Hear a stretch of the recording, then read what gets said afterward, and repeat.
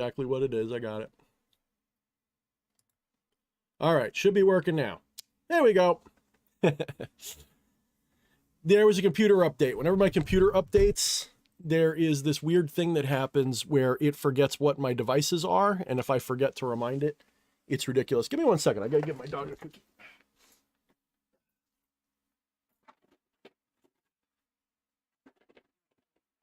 What's that? You're welcome. Okay, good. Thank you, Sound Girl.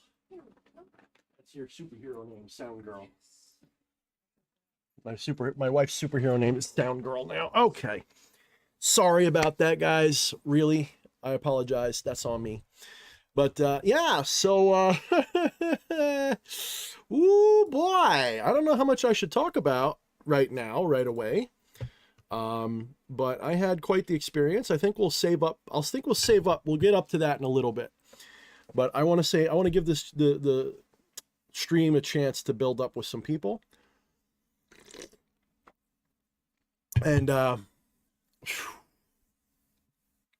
just want to say,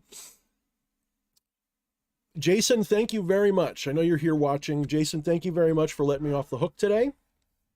For our mentorship hangout. I will definitely get with you this week or one of these days very soon. Plenty to talk about.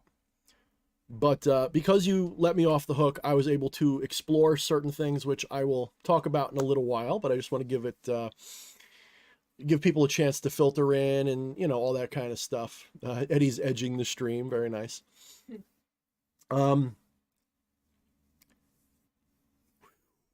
Here's the thing. I'm really lucky because a lot of people who experience what I experienced today don't remember much of it. Or if they do, they don't remember the gnosis. And it's like I've been training myself, I guess, my whole life to be ready for that. I think you can go beyond. I think I've gone beyond this before. With meditation and so on, and I couldn't bring much back, you know. This was just right. Like, it was just right. So I will explain all that in a little bit, but first let's get around to saying hellos to everybody.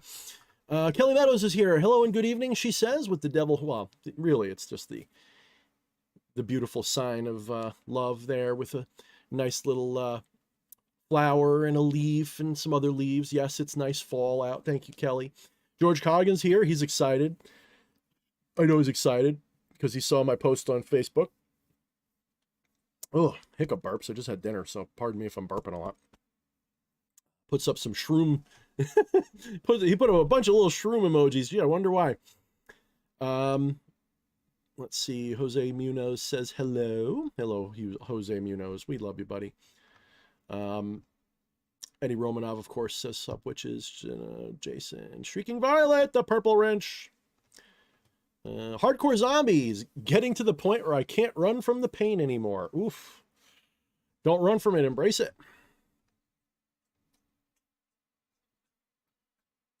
I mean, really. You know, everything you run from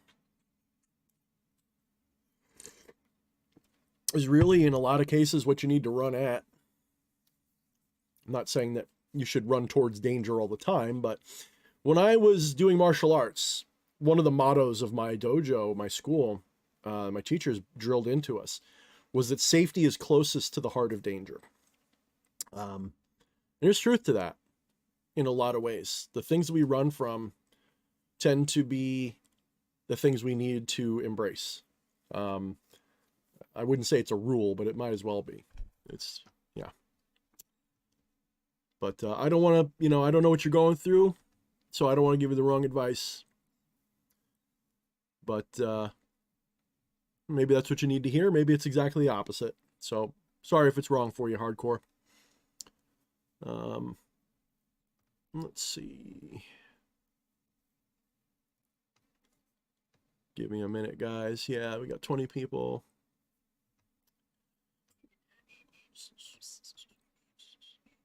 Gogo says, Thorne, hi, dear legend. What's up, Gogo? Alpha Draconian. I've been doing it since my 20s. You know, we'll talk about it. We'll talk about it in a minute. I see you saw my posts on the Discord, so you kind of know. Some of you guys know what I'm probably going to be talking about tonight. I just don't want to just jump right into it. I'm still sort of just enjoying it. Just give me a minute. I'm a little distracted still. My brain's still out of it. Let me just see. All right. So because of the various rules of society and YouTube and the opinions of friends and family and people who don't know you and, you know, all that kind of good stuff. Let me just put it like this.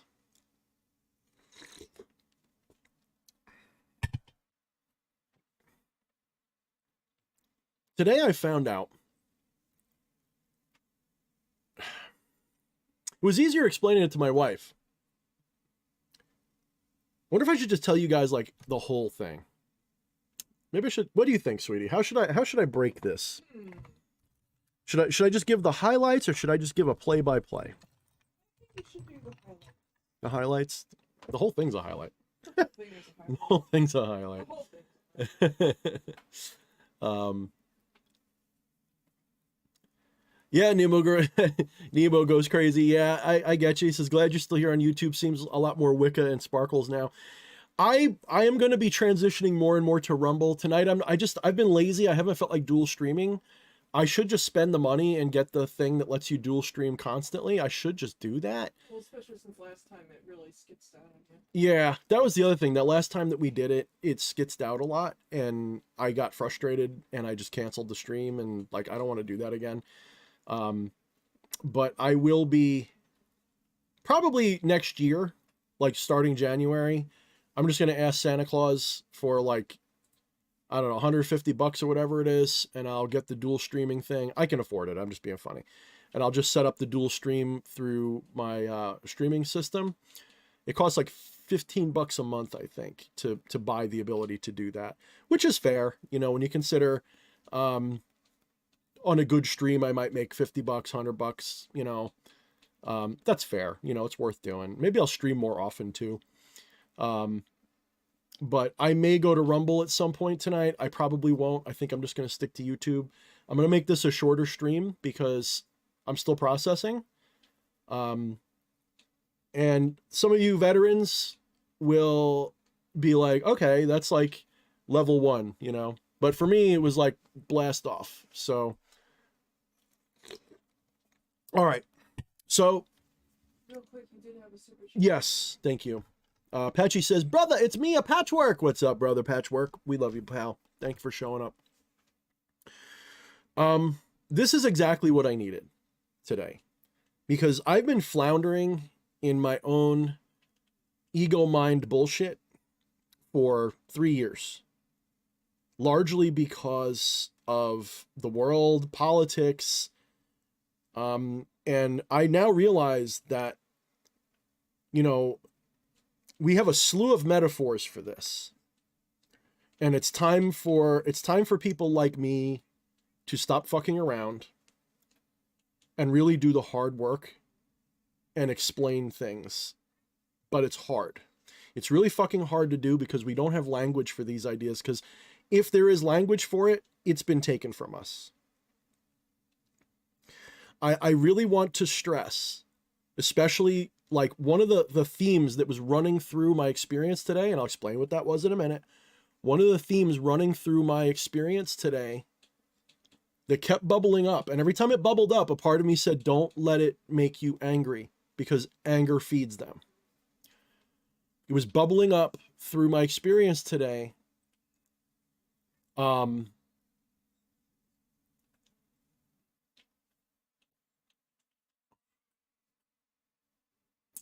Just this constant reminder that we live in a matrix. And it's not, I don't want to make it sound too literal. I don't mean like this is an AI run machine system and blah, blah, blah, like the matrix is literal. But we live in a system of mental slavery and control, unlike anything else you can imagine. And the experiences that I've had over my life, but especially in the last day, really blow the lid off of everything that I used to think. And the last couple of years, the matrix has been collapsing because the hidden masters that I always talk about, for a little while now, I haven't felt the bad ones the way I used to. Like whatever ones are left, they've either left or they're like, I can't explain it. Like they're cut off, they're imprisoned, or they're dead. Like a lot of them. And the stuff I'm getting from my mundane sources about socio-political stuff tell me that I am not wrong. That the hidden masters, both human and otherwise, especially the human ones, are fucked. The bad guy ones. When I say bad guy ones, let me be clear. There is no such thing as a binary of good and evil, okay, that way. In the aggregate, we can look at it that way and be like, hey, you know, those are good guys, those are bad guys, but really it's about alignment. You know, some things align with our interests and some things don't. And the last 3 years, the matrix has been completely collapsing. And that's why people are going crazy. Because when this matrix goes down, all of these illusions fall apart, and so many people have built their entire sense of reality on this illusion that I'm actually scared for what's going to happen if the Band-Aid gets ripped off too fast. I think a lot of people will die. I mean it. They'll go and just, they won't be able to handle it. Because it's not just, guys, it's not just the banks. It's not just that kind of stuff.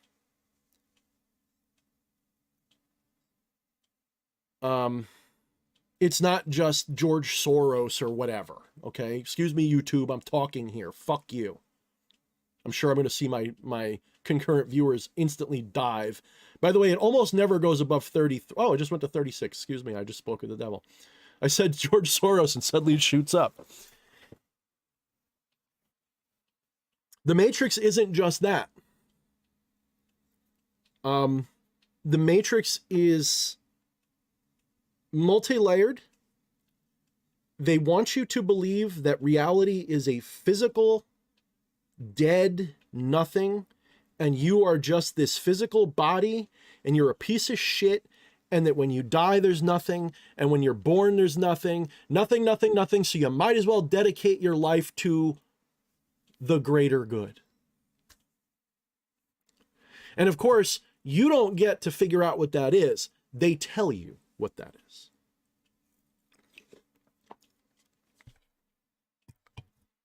But then, the other part of this matrix, see, this matrix is not built around you. It's not something that they put here. That's not to say, I shouldn't say it because there are parts they put here, but the matrix is really about ignorance. In fact, ignorance is exactly how you manifest reality. Reality is infinite.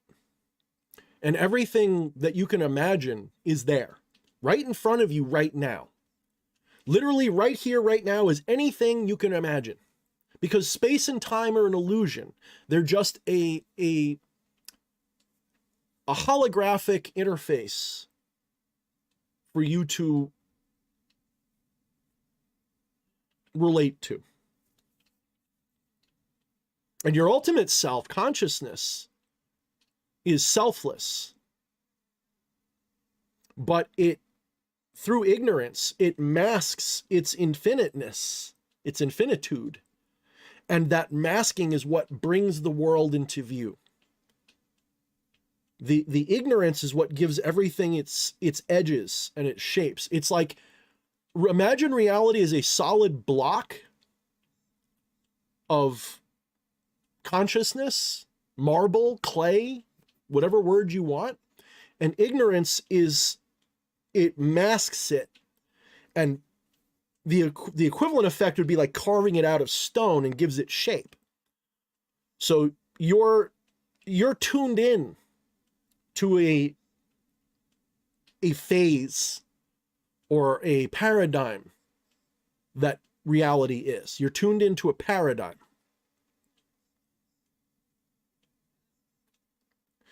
And you can tune in and out of different paradigms and different iterations of those paradigms. You don't move anywhere. You don't go anywhere. There's nowhere to go. There is only consciousness manifesting this infinite space in which anything can appear. And it's watching itself. And it's filled with life. Everything is alive. Every single thing is alive. There is no such thing as death in the synthetic sense. This materialistic view that has been heaped upon you is one of the most diabolical lies of lies. Everything, this fucking hat is alive. Everything is consciousness. And it's mind and consciousness. There's one mind, one consciousness, but ignorance veils it in a way that feels like different entities and separate beings, different dimensions, different phases of this. Like you can tune in and out like a dial on a radio. And there's many ways to do that.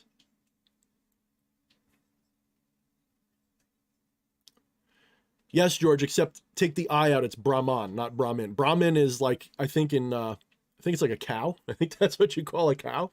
Brahmin is cow, or is it the elevated caste in them? But anyway.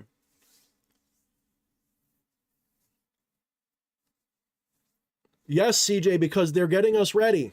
They're getting us ready to accept that this ain't it. The white hats, not the black hats, the hidden masters, the white hats. We call them white hats, not because they're good, but because they're aligned with us. The white hats are trying to tell you what ancient people knew implicitly, intuitively. I'm not even talking about Atlanteans. I'm talking about just the last couple thousand years. You go to any Aboriginal people that have any kind of a mystical awareness at all, they all tell you the same things. They use their own words for it, their own ideas, but the pattern is the same every fucking time. This is the dream time, or just one layer of the dream. There's multiple dreams, there's multiple realities, multiple dimensions, multiple worlds. And there's life in everything. And there's spirit in everything. There's mind in everything. Everything is alive. Everything in its own way. Now, when I say everything's alive, I don't mean it's necessarily alive in its own discrete, this thing is alive. I mean, everything is living. And there are minds, but there's really just one mind that is veiled in a way that you see it as separate minds. And these motherfuckers don't want you to know who you are. They don't want you to know what you are. Because if you did, you wouldn't put up with this shit anymore. You wouldn't, look guys, fuck it, I'll go full love and light now. I don't give a shit. Somebody was like laughing before because I said Santa Claus, like, Thorne did shrooms and now he believes in Santa Claus? Sure. Why the fuck not? It's a multiverse. Santa Claus is out there too. I know I sound crazy, but you start to see it. You start to feel like Doctor Strange. You get kicked out of this stupid little limited bubble of reality that you think is real. And you realize, shit, dude, everything is real. Including nothing.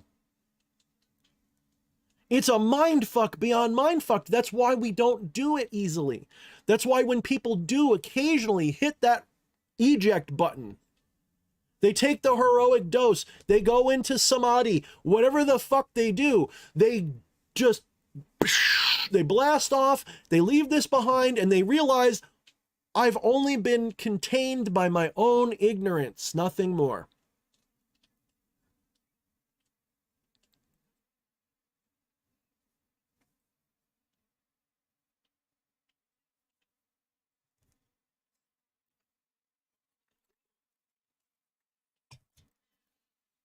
Now, this is what I already knew. Let me be clear. This is what I already know going into what I experienced today. This is not what I gleaned from today. This is what I confirmed today. And I confirmed it. You can ask my wife. I came home like I had I was glowing. I probably had a halo around my fucking head.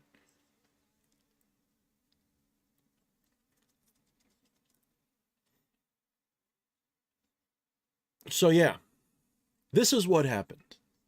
Today, my wife and I decided that the beautiful package that our friend CJ brought to us when he visited, today we would, experience it a little bit more.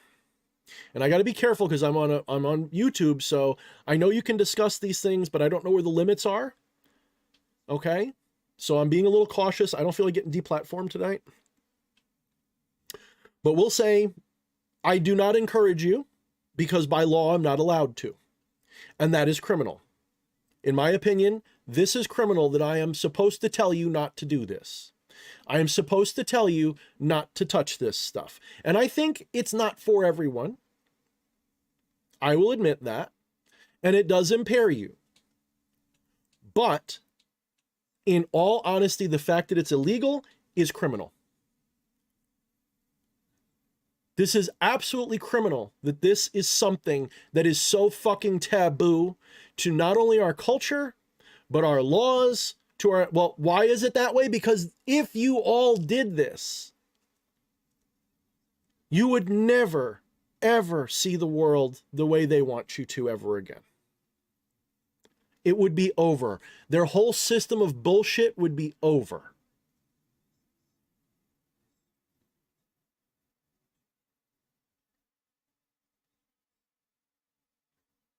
Correct, George. Low doses are fine. Like the very first time I did this stuff, it just made us very happy and everything was funny and colors were popping. I don't know if I could have drove, but I was definitely okay. This last bit, here's the thing. Your mind is perfectly fine. My mind was completely intact. My mind was rational. It was analytical. It was introspective. It was expanded. I wasn't thinking stupid thoughts. I wasn't making shit up. Everything was suddenly clear. Clearer. My thinking was clearer when I did think. And I got the impression that my thoughts were like an AI, a virtual assistant that consciousness has provided for itself. What's that magic in creating? No, you're not that late. I'm just getting started. So here's the deal.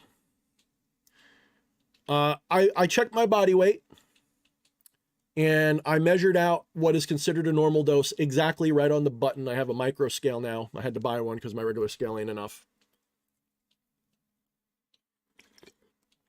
And I mixed it with lemon juice. I made a lemon tech is what they call it. And you let it sit for about a half hour. That begins to break it down like your own stomach acid would do, but it gets it a head start. And then you gulp that fucker down, chase it with whatever, because it's going to taste a little nasty. It's a lot of lemon juice. Don't throw out the lemon juice. Drink that too. Oh, I'm not giving you advice on what to do, by the way. Don't do this. YouTube says you're not allowed to do this. So what I'm telling you is not what you should do. I'm just telling you what I did.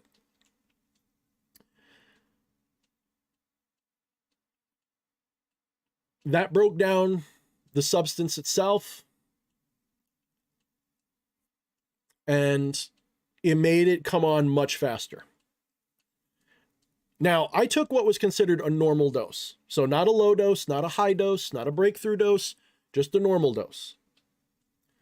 And I didn't know what to expect. So my wife and I were just kind of sitting in the living room. I'm like, I feel like I want to go outside. It's a nice day out, but I'll start off in here. And I was doing the usual shit. I was doom scrolling. And I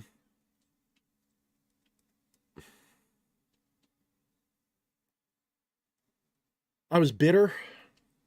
I was smug. I was arrogant. Full of myself. How much I hate the world. How much I hate stupid people. Just sick of the whole fucking thing, you know? And I'm surrounded by all this fucking tech in this smaller and smaller space. I feel like just the world just crushing me. And I realized, get off the fucking computer, dude. You're about to have a religious experience. You're sitting here looking at your computer?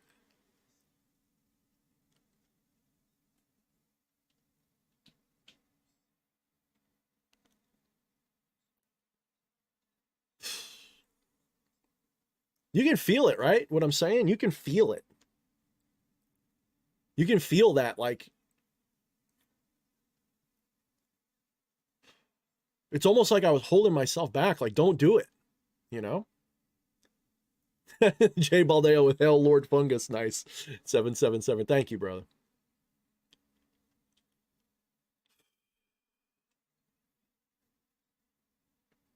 So,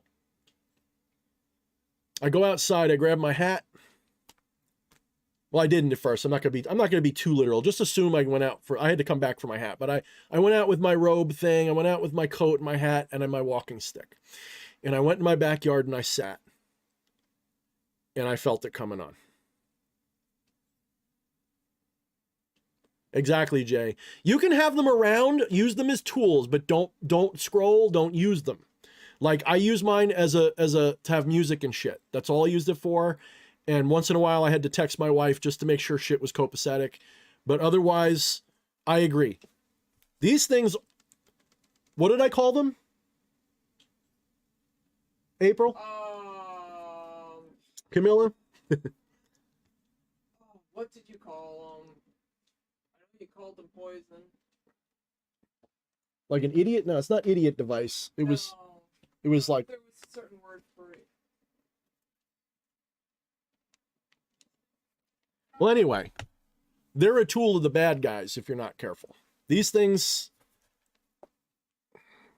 trust me on this, these things are, if there's a devil, like a bad guy devil, made this fucking thing. Not because the technology itself is bad, but the way it's implemented is meant to enslave you. At one point you said it breaks the harmony. Yeah, that too. Not an ignorance device, although that might be what I said. But the emphasis was like it's a delusion device or something. It's a mind control device, period. Like, we've got to break our addiction to those things. If you're addicted to one, find a way to just limit your use. All right, anyway.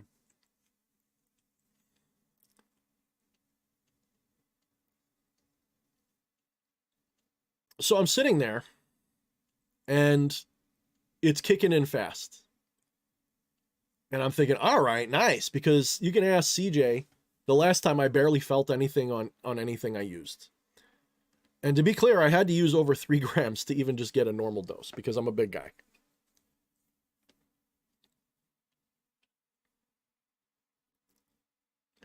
So it began, I'm sitting there, and let me tell you guys, the old gods are real. There is zero doubt in my mind now at all whatsoever. We give them personifications. It's like I've been saying to you guys forever, but it was so clear to me. This is so clear. It was like, they're not just there. I let them come through me and sit there and watch my backyard as me. Several of them came through, specifically Odin, specifically Zeus, specifically Freya, specifically Demeter. I had just brief vibes of them coming through. And they've been here forever. what they are exactly, they seem to be part of this world. They seem to be part of Earth itself. Odin was dope, dude. Honestly, Odin was just being me. Like, Odin just... I sat there with my left eye closed and everything. I'm just sitting here with the hat, and I'm like, oh, fuck. Without even realizing it, like, oh, shit. No wonder, like, Thorne's Day? Okay, all right.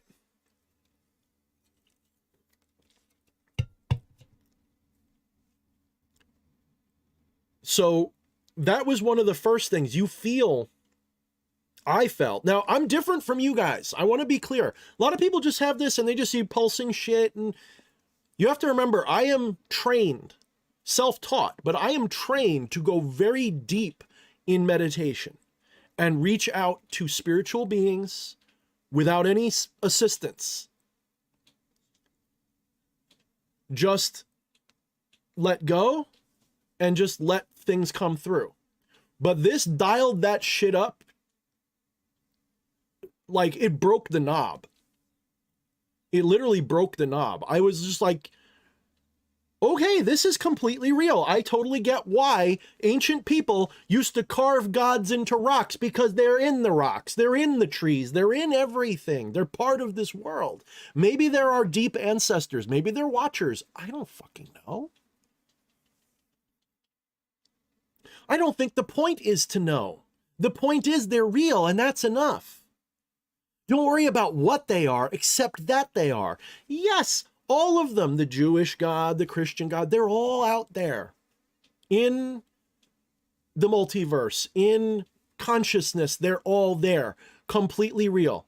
Some are good, some are bad. There's good versions, bad versions. There is no good or bad. There's an infinite possibility. You can have good guy Yahweh, bad guy Yahweh. They're all possible. It just is a matter of what paradigm and reality are you tuned into. And the one that we're all collectively tuned into can vary a little bit. See, we think that this is like a solid world that's only one thing and we're all watching it. No, motherfucker. We're all watching our own version of this infinity, and we're tuned into a similar world, not the same world. It's really close. Each one of us is a mind tuned into this, and it's all one mind, but let's keep the duality for conversation's purposes. Each mind is tuned into a similar paradigm, and that's how we relate.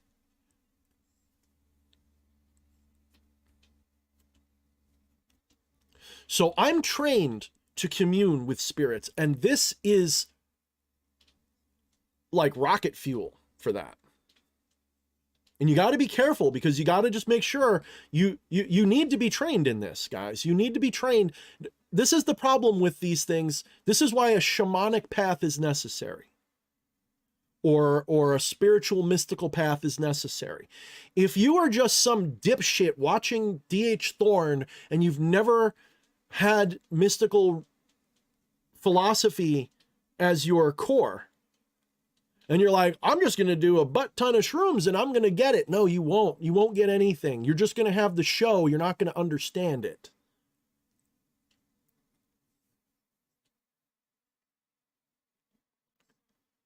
You need to already have a good foundation of metaphysics, of philosophy. You must already have a shamanic, mystical, whatever your word for it is, a spiritual grounding, not a dogma, guys. Not a fucking dogma. Take your dogma, throw it the fuck out the door. That shit's all bullshit. Lucifer, Satan, Yahweh, Jesus, this and that. Jerk me off with a chainsaw. All of that is part of the lie matrix. Everything I used to do, I'm about to throw out and never do again. Do you hear me? I've been feeling this way for a while, but this sealed the deal. Everything I thought I knew is just this like flimsy little bullshit layer that just hides the truth. They don't have names necessarily, and when they do, they're the names we give them, and there's so many layers, guys, it's nuts. It's nuts. I know I'm raving right now. Trust me, this didn't make me crazier, it made me saner. So I'm sitting there and I realize I am not alone. Not only am I not alone, I am, what is even I in the first place? My presence was not alone. That's the better word for it. My presence in that space, I was not alone. I could feel my backyard alive with different entities and minds in different paradigms, in different veilings of reality. They're all there, just making it all exist. That looks like a tree to me. No, that's not a tree, bro. The tree is just what you see of it. That's just a piece of it. There's a being in there. There's a conscious intelligence in that blade of fucking grass. I know people like Thorne trip balls. Okay, great. Trust me. I know what I'm talking about because I've sat here in meditation having a lot of similar realizations, but then you do this and it's like just the whole thing gets wiped away. The whole facade gets torn away and you go, you weren't just right, motherfucker. You were completely right. You didn't even know how right you were. And you just got that little taste on the tip of your pinky so far. You're surrounded even now in your home because there is no location, but let's say there is. In this matrix location, in this space-time, simulacrum that you have generated as a hologram that we all exist in. You are constantly surrounded.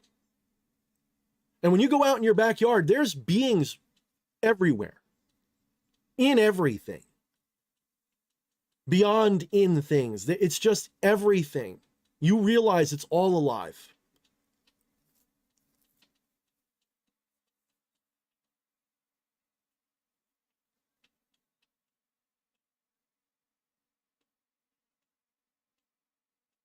The colors, like a rainbow, and I kept thinking like, oh, so this is the Rainbow Bridge. Yeah, that's the Rainbow Bridge. When you do these things enough, you get this rainbow effect in everything. You just see all the colors are more, it's not that colors are more vibrant, you just notice them better and you appreciate them more because your eyes are dilating or whatever. So you get to see everything more. But it's not just that. It's like you have an appreciation for it. It's like you suddenly go, I never noticed how red the red is. I never noticed how blue the blue is. It hasn't changed. You just appreciate it more. And I'm like, this is the fucking Rainbow Bridge. Because when you start transcending different layers, rainbows are like one of the first things you see.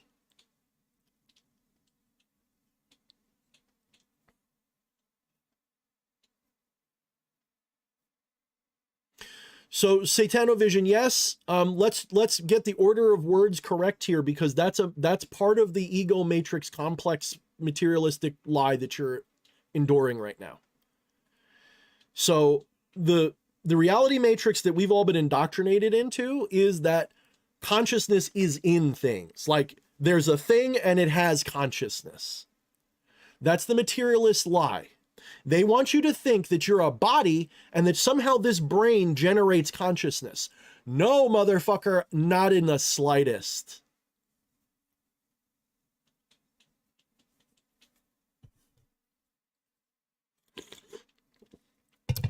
You don't have consciousness. Listen to me very carefully.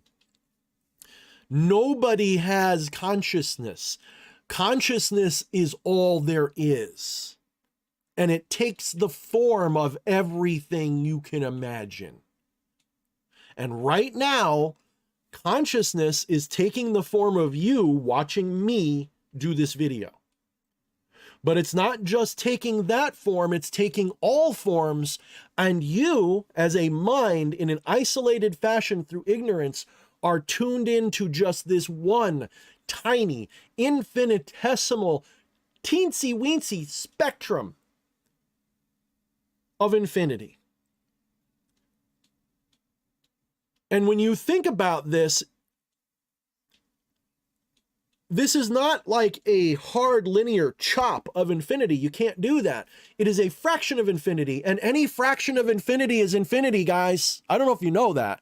Take infinity and take a fraction of infinity, and what do you get? Infinity. What's 1% of infinity? It ain't 1%, I'll tell you that. It ain't 1. It's more infinity. So you're just tuned into one little percentage of infinity right now. That's why when you look up into the heavens, it's forever. And that's why when you look within, it's forever. That's why no matter what direction you look, up, down, left, right, in, out, forward, back, past, present, future, it's eternal in every direction. Dimensionality is an illusion. There's an infinite number of directions and an infinite number of dimensions because dimensionality is an illusion. You can just keep making more of them.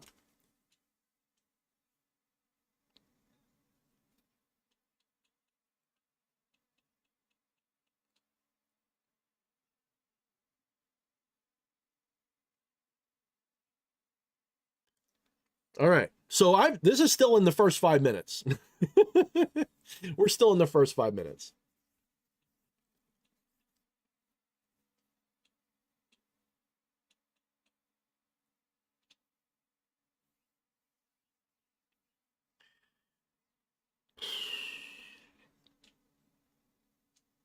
So my wife comes out and joins me, and we're sitting there for a little bit.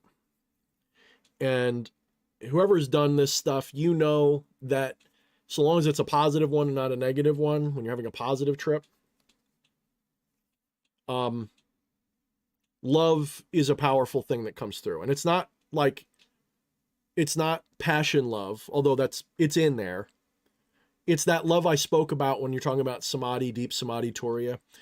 It's that blissful love. It's that agape love, that it's just everything is just beautiful.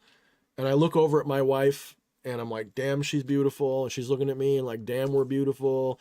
And I'm realizing I'm beautiful. Like it's all beautiful, man. It's just beautiful. It's all good, right? Then it fucking hit me. This hit me harder than almost anything else in a long time.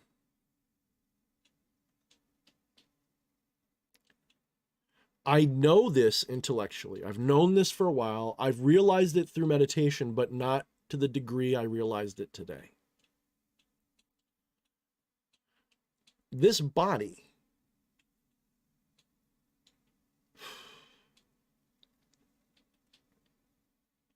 this is where it goes into, like, are you just tripping balls, bro? No, because if you do your deep research into people who've had similar experiences, a lot of them come away with a very similar point. And what I'm about to say mostly applies to just me. I don't know if it's going to apply to all of you. I think some of you it will and some of you it won't. But I was sitting here and I'm like, your body's name is Tom. And I'm like, what? What the fuck? What do you mean your body's name is Tom? I wouldn't pick that name, motherfucker. And then I realized, of course you wouldn't, because you're not your body. And then I got it. A long time ago, someone, something, either quickly or I don't know how, I don't have all the information. I just know the point. Developed human beings to be like living avatars, chariots, steeds, faithful pets, faithful like you're riding a horse for your mind. So you're not controlling this thing. Let's get this very clear. This body is not mine. Listen to me carefully. This is not my body. You know why that's an important thing to realize? Because when you think of it as this is my body, you treat it like shit. And I realized I've treated this body like garbage my whole life. I've subjected it to everything. I've run it through the mud. I've just beat the shit out of it going, it's my fucking body. I don't care. I'll just break it and do what I got to do with it. This body's in pain. This body, this may sound a little conceited, but this applies to everybody. This body's a thoroughbred. This body's a beast that was bred and lived and evolved to be this chariot, to be the avatar for higher beings. And here's where the doors get blown off of everything. When people are saying, where are the aliens? Motherfucker, a lot of you are. And when I say aliens, I don't mean just the bug-eyed motherfuckers. I'm talking about minds without bodies that do not have bodies, that go from world to world, dimension to dimension, incarnation to incarnation, and they find, however it happens, I don't fucking know yet, but certain physical beings are engineered to be your faithful companion. Do you understand what I'm saying? How nuts this is to realize? I will never be able, I look at the world, when I go to the store tomorrow, I'll be like, oh my God. And I'm laughing the whole time as I figure this out. And I'm reminded of this absolutely beautiful, I guess, soliloquy or whatever in the Holy Mountain. There's a scene in the Holy Mountain where Jodorowsky there's a funeral scene. And you know what? Let me see if I can quote it. Let me find it real quick.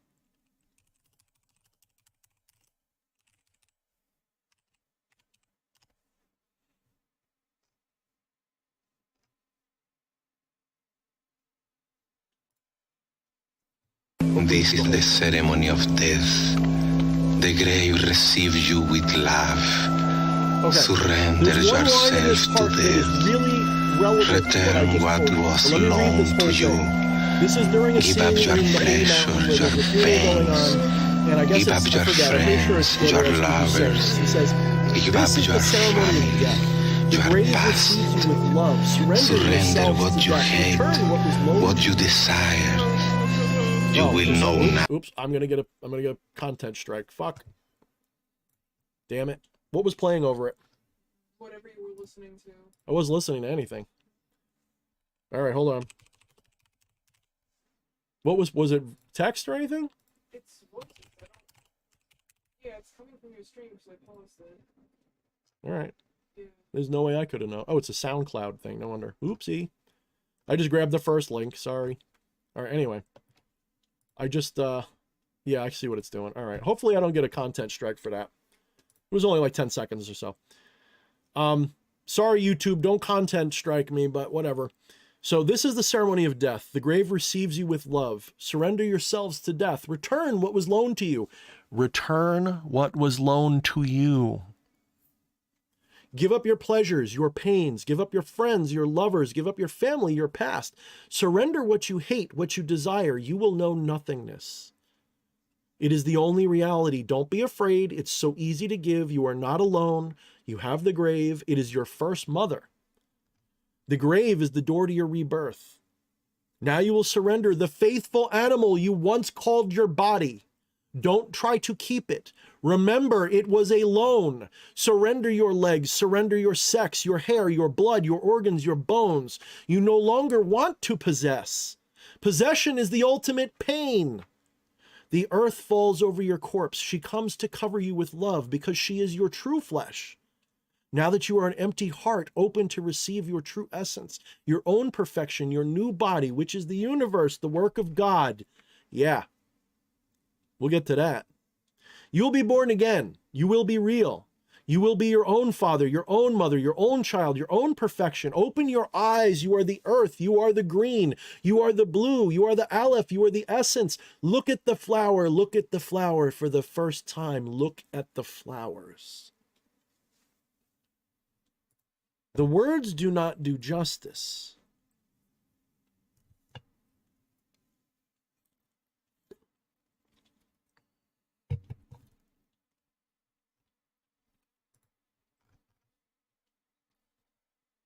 The words themselves are glorious, but they do not do justice for the realization itself. So, I realized this body has its own life.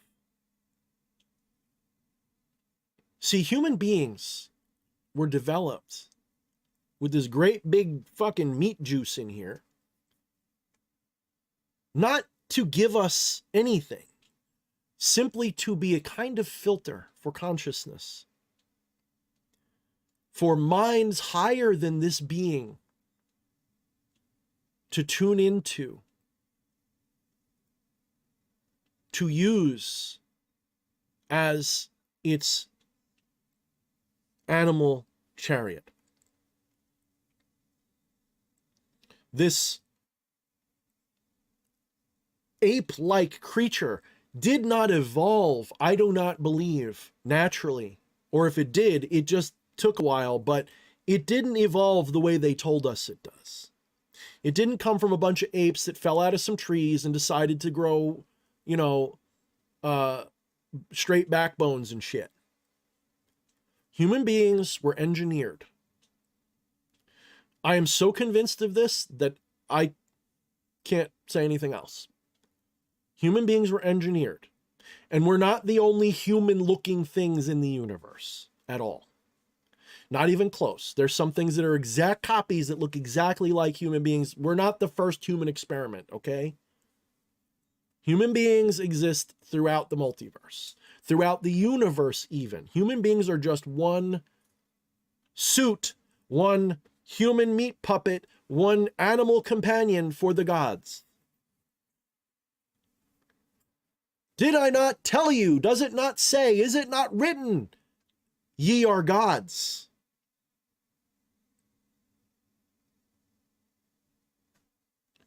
So these human bodies, they have a very simple animal mind in them. It doesn't talk like you do. It does not have the same intelligent capacity you have. What it has is the ability to obey you. This is why they say humans were built to be slaves. For what? Motherfucker, they don't mean other beings over there controlling you. That's just one level. That's the archons. That's the bullshit. This body is a slave to you, and it loves you, and it wonders why you don't reciprocate that love. Think about it. How often, when people say, do you love yourself enough? Everyone goes, well, that sounds really narcissistic and egotistical. I'm not doing that.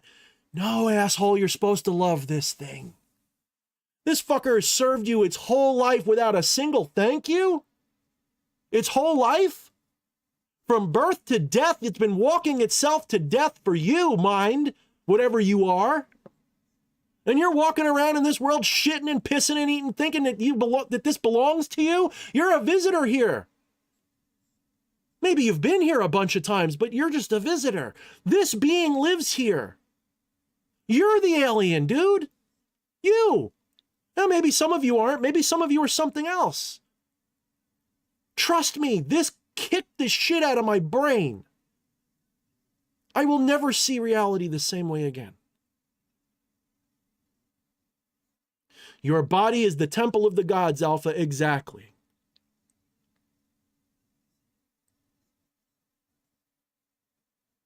This body belongs here. This body is of this world. You are not. This goes beyond just, you have a soul that goes to heaven. That's Matrix shit. Motherfucker, you're not bound here at all. There is no here. This is just one possible. One possible frequency, to use it as a metaphor, because it's not a frequency. We've got to walk away from their lies. We've got to walk away from, it's frequency and vibration. Those are words we use. They're fine as metaphors, but it's ultimately consciousness tuning into different layers of itself, different spectrums of itself. I don't have a word for it. Nobody does. If there's a word for it, some alien goes, blah, blah, blah, and you go, okay, that's what it is. I don't know what that means, but thank you. Okay? We're the fucking aliens, guys. I don't mean the body. The body's not an alien. Maybe some of the DNA in it came from some other planet, maybe. No, we, conscious minds, these individual minds that think that we're people, those are the aliens. That's what the aliens are. Some of us know it now. Call them star seeds. I don't give a shit. Maybe they're Pleiadians. Maybe they're Lyrians. Maybe there's, I don't know, and I don't care. That just sounds like labeling to me. That's another thing that kept getting smacked into my head. As I'm sitting here downloading all this and realizing it, I keep getting this voice in my head saying, stop labeling it, just be with it. Stop labeling it, just be with it, Thorne. Stop trying to figure it out and put it into perspective and put shapes around it and give it, stop doing calculus around it. Just accept it. We get it. You have a high IQ. You're lucky. That's actually more of a burden than you realize. It's not the high IQ that matters. It's the wisdom. How tuned in are you? Now, we need labels here. We need them. But when it comes to what I'm saying, the labels are useful, but if you, the whole point with the labels thing that was said, it wasn't like, oh, you can't use labels. It means stop using the labels as the thing. Stop treating the map as the territory. Use the label as a springboard to understanding, and then you don't need it anymore. Don't take the labels literally. So if I tell you you're tuning into a frequency of reality, it's not a frequency like, that's not what I mean. That's just the best word I have. So I realized while I am sitting there that the being that I really am chose this body before it was born. It's like, that'll be a good body. Jumps in, starts setting up shop. As the body evolves and lives and grows and learns the world around it, it forgets itself. The being that you are, the mind, whatever it is, whatever word you want to use, the soul, the individual spirit, I don't give a fuck anymore. I don't care. Stop labeling it. Whatever that is, enters this, decides, okay, this is pretty cool, and it resigns to this. It allows itself to forget. Because these beings, they have enough of a mind of their own. See, this is the thing psychiatrists don't get. You don't just have a conscious mind and a subconscious mind. There's way more complex shit going on here than that. Your body has its own mind and subconscious mind, and your mind has its own mind and it's so many layers of just what the fuck. Your body has its own subconscious. That's how it functions. It has its rhythms, and so your body has its own monkey mind, as someone put earlier. It's got its own monkey brain that asserts itself because its job is to keep itself alive and be a good steed for you, to be a good vessel for you, to be a loyal companion and not let you kill yourself or do something stupid. So it's got ingrained instincts and drives, and it follows those, and it asserts itself because it wants to fit into this world. That's what the bastards do. They get your body.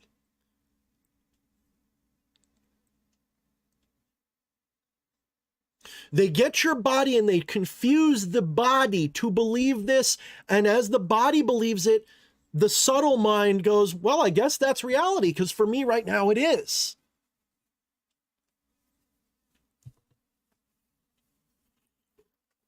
Don't tell your shrink magic. They're going to just be like, have that guy committed. He's schizophrenic. They won't get it. Some might. Maybe if they do some heroic doses, they'll get it.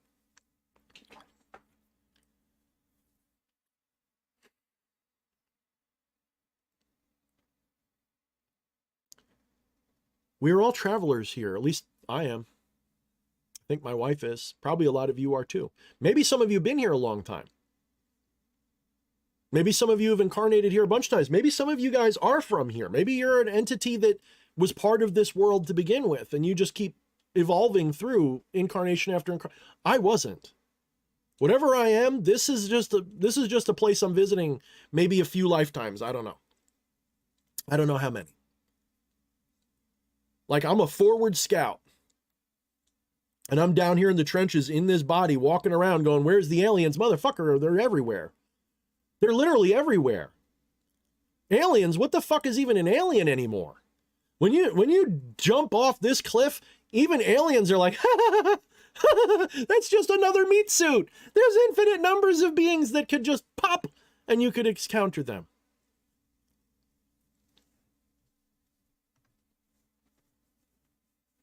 Thank you, Alpha. Alpha gave me a 999. She says, yes, glad you know this. All love, eternal, love the universe. A whole bunch of emojis. That's ethereal. Infinity, infinity, infinity. We're all it. There's no part of me that's not of the gods, and so is everyone. Yes. I am a wandering soul, Tommy. I know I am. You know that anyone who knows me personally long enough knows that I feel like a gypsy most of my life, but I'm stuck in this one place. Like, it's really weird. And I have a sort of a title that I came up with like a long time ago, and I've used it as a joke ever since because nobody seemed to really find it as interesting as I do. I called myself the Vagabond of Entropy. That was one way I've described myself. Now I have a you know, on another Discord I have like a voice chat for like my friends and me, like just personal friends, and it's called Vag and Bobs of Entropy. But yes, I am a vagabond of entropy. Whatever that is, that's what I am. In other words, some of us are only visitors here, and we have a job to do. We've got to wake the fuck up, and we got to help everybody else wake up. That whole 3D to 5D thing, there's truth to it, although I don't know if I'd use that terminology. If you can't tell it's happening, just unfollow me. Like, if you're so drowned out in the misery of life and you're so stuck in the matrix that you can't realize that some of us are ascending and other people are going to get stuck in the matrix forever, and there's a big shift. There's a timeline shift, if you will, where different souls and minds were diverging and going in different realities. We're getting sorted. What do you think the fucking rapture is, dude? Maybe, Slim, maybe. I don't think so, though, because I still have, well, if anything, this body limits my intelligence. When I transcend this body, there ain't no 1 + 1 = 2. It's just I know shit. It has nothing to do with intelligence. It's not reason anymore. It's just I just know shit. It's like I'm remembering things. This body filters that. So if anything, the IQ, a higher IQ means your filter is clearer. That's all it means. It just means more wisdom is downloaded quicker. That's all it means. Reason is just a crutch. You know, reason is what you use when intuition ain't enough. And at some point, the two become one and you can't tell the difference. Because why do I say that? All right, let's put it like this. People would say, oh, you need to have a good intellect. Otherwise, how would you know that 2 + 2 = 4? Motherfucker, your intellect does not tell you that 2 + 2 = 4. Your wisdom recognizes the truth of the statement. Because I could say 2 + 3 = 4, and there's no reason why that would be wrong. Think about it. It's just words. Get it? Those are just thoughts and words. The realization that 2 + 2 = 4 is wisdom. That is the ultimate thing. It's not intelligence to know that. Intelligence has nothing to do, when I say intelligence, I mean like IQ intelligence, because true intelligence is wisdom. True intelligence is just knowing. It's being able to discern. It has nothing to do with being able to calculate. A calculator is not intelligent. A calculator is a machine. Intelligence, wisdom, knows when the calculator is right or wrong. Get it? And that only works if you know already. And you do, because you're a divine being that knows everything. In the ultimate sense, you know everything.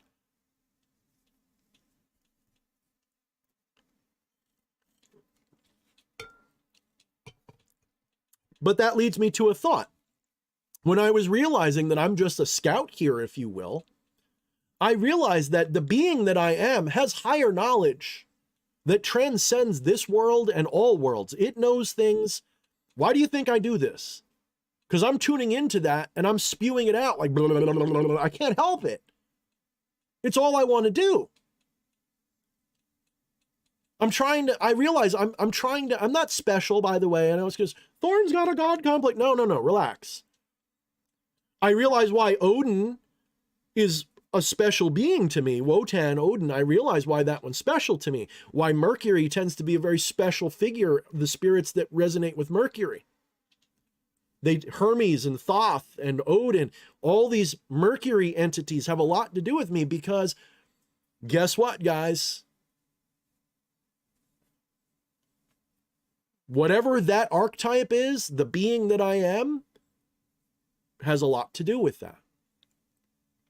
I'm not saying I'm Mercury, by the way. I'm not saying I'm Thoth or Hermes or something. I'm just saying that archetype is in alignment with me in ways I didn't realize until today.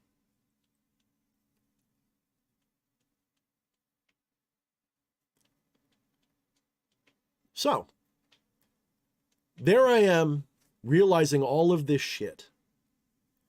My yard is coming alive. I'm seeing beings everywhere. There's sexy feelings, there's love feelings, there's deepening understanding, a realization that this is just one frequency that you can tune into. And I'm looking at the grass breathing and I'm looking at the hieroglyphics behind things. I literally saw the flower of life. You know that flower of life pattern? I saw that everywhere, but like behind everything. Like the grass would, like the trees would move just right, and I'd see it like in little pieces, like I'd see little pieces of it. Then I saw those, what they call psychedelic glyphs or psychedelic sigils or whatever. My wife saw them too. You start seeing like hieroglyphics, you know, that don't mean anything. They're just like scribbles, but you know they mean something. I almost can remember them. Like I can see them.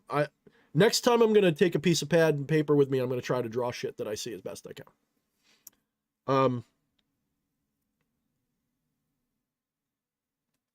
So I'm sitting there. Now for this next part, you have to be part of my Discord because I'm not going to show it here. Let me use this as a way to get you on my Discord, okay? The next thing that I see, you have to go on my Discord to see. I'll describe it though. If you don't know how to get to my Discord, you can get to my Discord in the description of this video. There is a link called LINKTREE. Go to that link. It should be on the list. It'll say like, you know, I forget what it says, but it'll be like Discord server or something like that. So if you want, go there.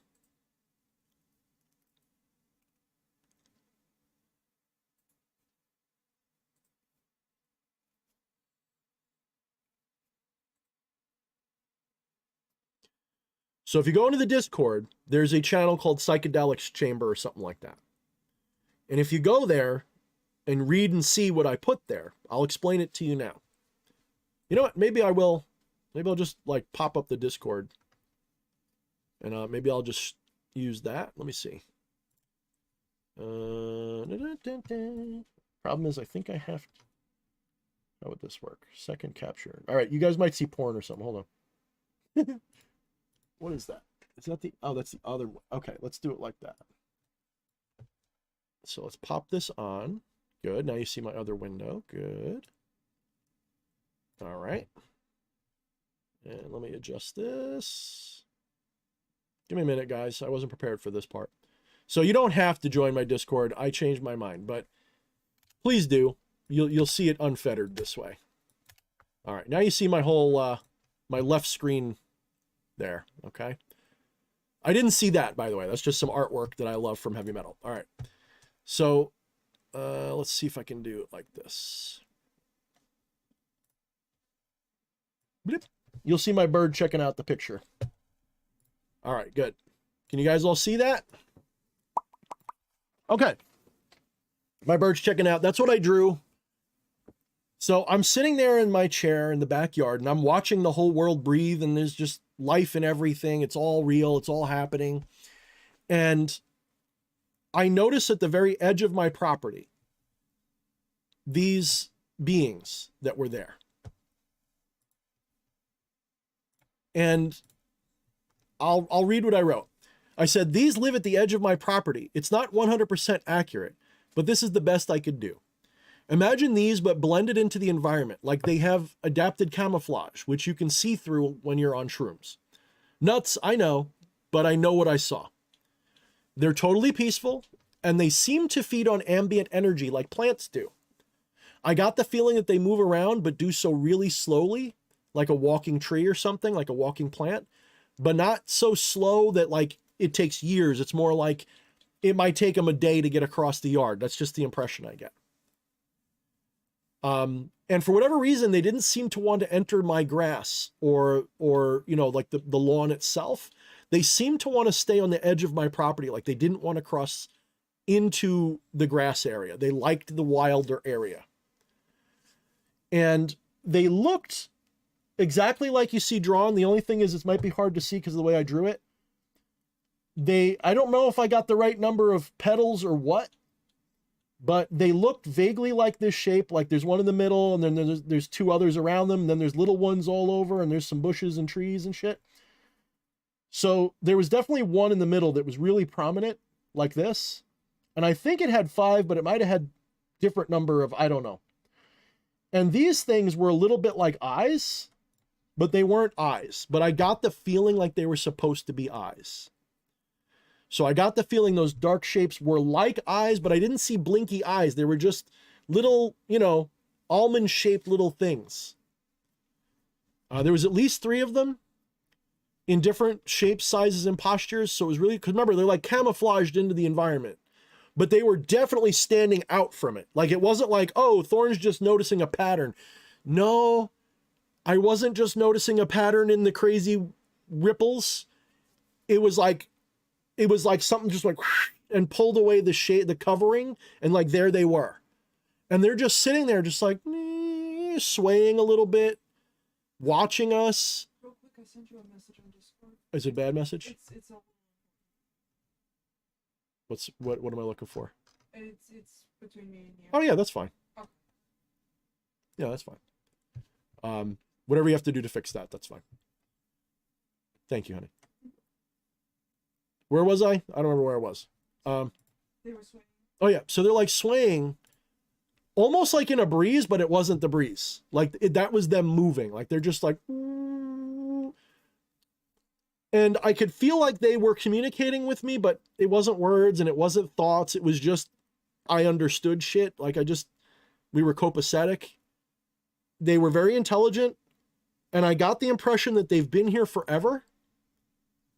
That they live on this planet too, but they're in another, like, I can't think of the word for it because it's not really that, but the best word I got is a dimension like the near astral or another dimension of the multiverse that's like coterminous with this one, like just about touching.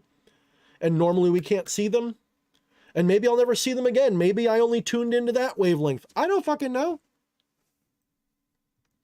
That's the thing. I don't fucking know.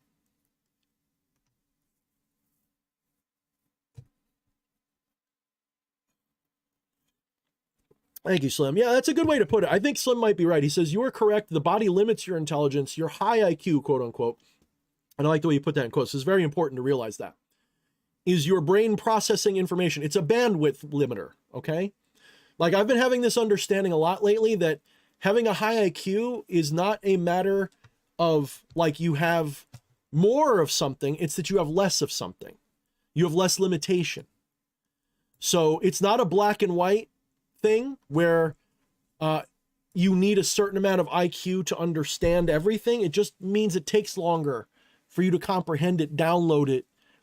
Maybe it does mean there's a limit to how much you can fit. Maybe I haven't figured that part out yet, but I get the impression that it's more like it's like the ohms of your intelligence. Okay. Like ohms is the thing that squishes the amount of power that goes through a power line. Intelligence is a limiter.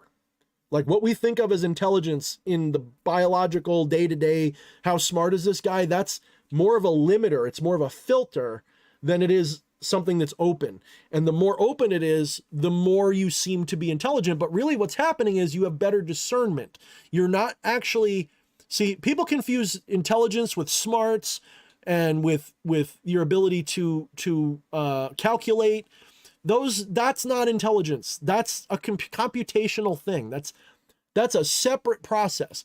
True intelligence or wisdom is the realization of truth, the discernment of truth. And it has nothing to do with how many numbers you can calculate in your head. Someone who can calculate pi to like 12 degrees in their own mind, that's really impressive, but it takes intelligence to know whether you're right or not. So your actual intelligence is not a measure of how... True intelligence is not a calculator. It's the discernment to know when the calculator's right or wrong. That's true intelligence. And what we measure when we're taking IQ tests is the individual avatar's ability to channel that intelligence, to be a conduit for it. So the more clouded your mind, the less intelligent you are. Which is why people who meditate and learn to silence the chirping and chattering of the monkey brain tend to have better discernment. They might not be able to calculate pi, but they'll know when they see it. They'll get it. They'll grok things much more clearly. And it's quite important, that word grok, because it seems to me that there are people who have known some of the things that I'm saying to you now. Stranger in a Strange Land, which I've never read, but I get the synopsis of, sounds exactly like what I'm describing, doesn't it?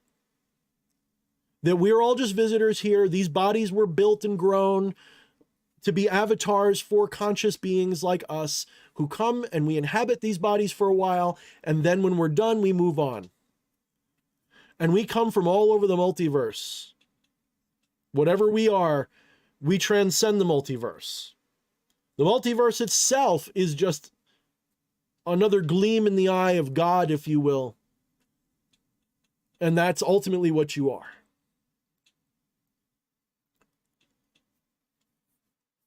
So another download I got while I'm sitting there, my wife was there for this one. I don't know how I worded it exactly. Somebody asked an important question, which I want to answer. What's the difference between having a soul or a spirit? They're just words, man. Soul is consciousness. That's what I use it for. The word soul means consciousness. And there is only one soul, one consciousness in the entirety of being. But that one consciousness, through ignorance, what the Vedics would have called avidya, or the Greeks might have called agnosis, isolates portions of itself through ignorance so that they feel separate and alone, and they get a very specific perspective of the ultimate. That's what you're witnessing right now. You are the ultimate, having an experience of itself, but only a tiny portion. Spirit, you could use information, I suppose. You could use ghost. You could use subtle body. So you have a physical body. Look, this is all shit that's just clicking. Not just because this is stuff that I've been realizing and reading and understanding, and the shrooms just takes the whole thing away. The shrooms just takes all the doubt away. There's a physical body, there's an energy body, there's like a ghost body, there's like a spirit body, and then as you go up and up and up, eventually there's nothing. There's just awareness without any thoughts or anything, just boop. You just exist. And you can exist witnessing this, or you can exist witnessing nothingness. Either one is fine. It's all there. It's all true. It's all true and nothing is true. All and neither, both and neither. Learn those words because you're going to need them if you really are on a path of ascension. Both and neither are, at the end of the day, reality is both and neither. Ultimate reality is both nothingness and everythingness at the same paradoxical time. And it's only paradoxical because we're trapped in the dualistic delusion of mortality. At the highest level, which I've done already, you could hit that Turiya stage, and that might not even be the highest, but that's the highest we can access. At that Turiya state, you don't access the multiverse, but what you do access is the whole multiverse all at once, which looks like nothing. But it feels like everything. Anyway, I've said that for years, but now it's completely true. So it's just a matter of linguistics. Call it whatever the fuck you want. That doesn't matter. Don't worry about labeling it. The labels are just a stepping stone. You can put them down once you see the truth. They are just words, and you don't take them literally. Don't take the map as the territory. Just use the map to guide yourself. So if you want to know my map looks like this. There's a body, there's subtle bodies, and they're not really subtle. They're only subtle to us when we're tuned into this frequency. You know, what the Hindus would call the Suksha Samhita. My tongue's not going to work. The subtle body. I can't say it right now. My tongue's too twisted. I don't speak that language very well. You have a physical body and then you have a subtle body. It's not really subtle. It just seems subtle because you're not tuned into it. When you tune out of this body, trust me, your energy body becomes very real. And when you tune out of that ghost body, whatever that is, seems completely real. The astral body seems completely real. And you can just keep going and keep going and keep going and keep going. Until there's nothing. The most subtle body is just consciousness itself. Consciousness in total bliss, total existence, all nothing and all everything all at the same time.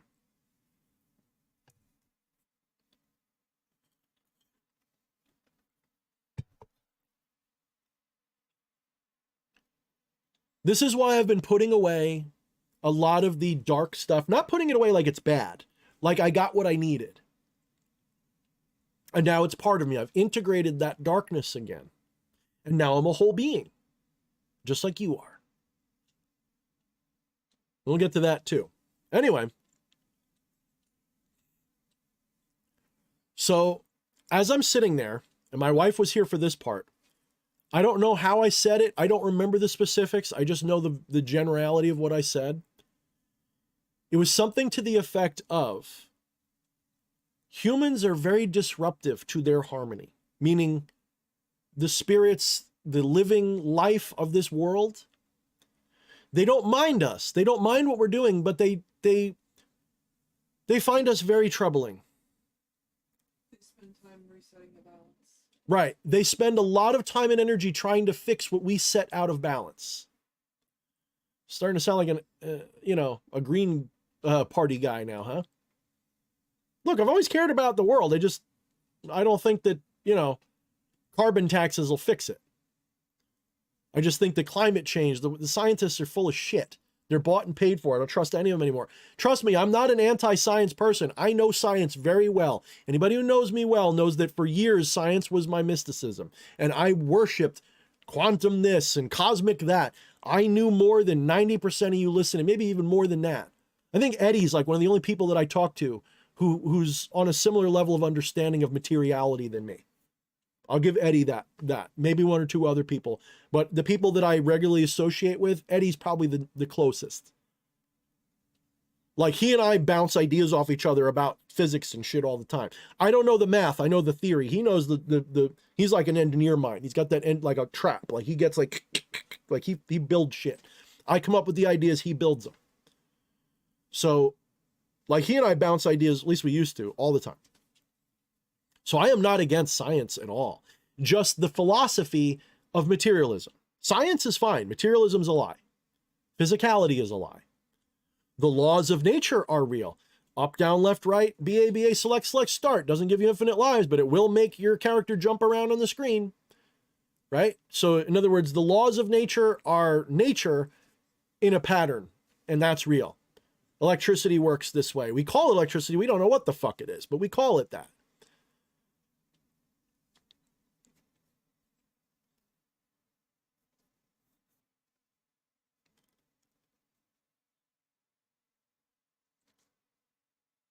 So I'm not opposed to science. I'm just telling you the scientific establishment is bullshit. It is almost complete bullshit. It is so much bullshit that I can't, it's painful. It's cringy for me to watch these people anymore. They're pulling their hair out because they don't fucking understand. They never will because they've never transcended this even a little bit. And the ones that do, they get the look in their eyes.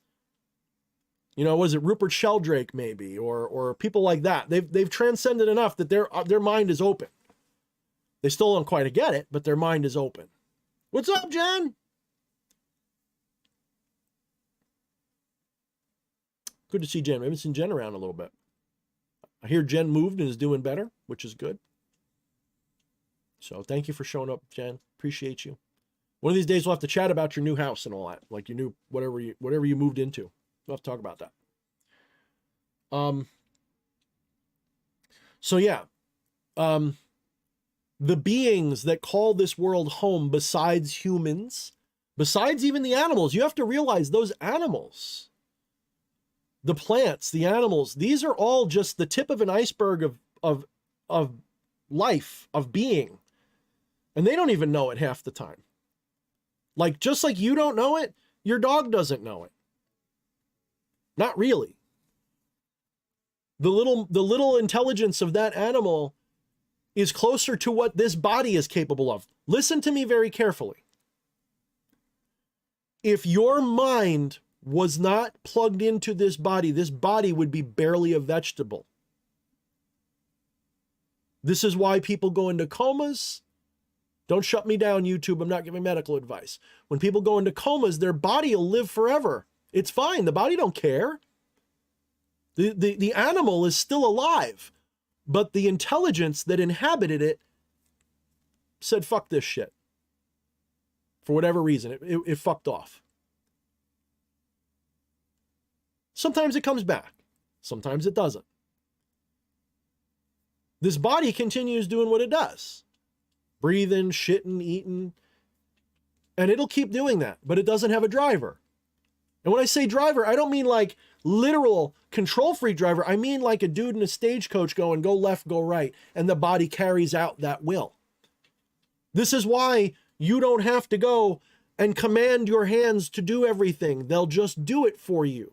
Once it's trained on you, once your body's trained on your intelligence, it'll just do. You don't have to go move finger 2 degrees. None of that shit. It just happens because your body's obeying you. Your body is your faithful pet, your faithful servant, your faithful animal. And you should cherish it. You need to tell your body that you love it. You need to treat it like your favorite pet because that is what it is. Your body is a pet.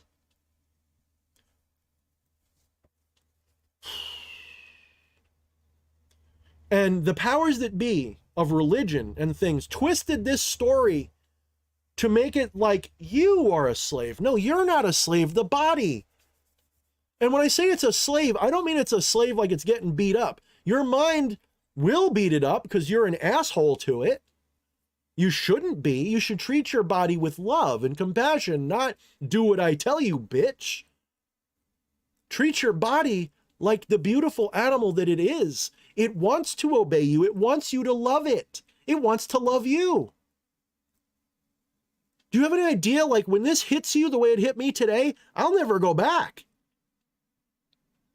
It's like someone fucking jump-started my heart chakra. And now I'm like, oh boy, I got some fixing to do.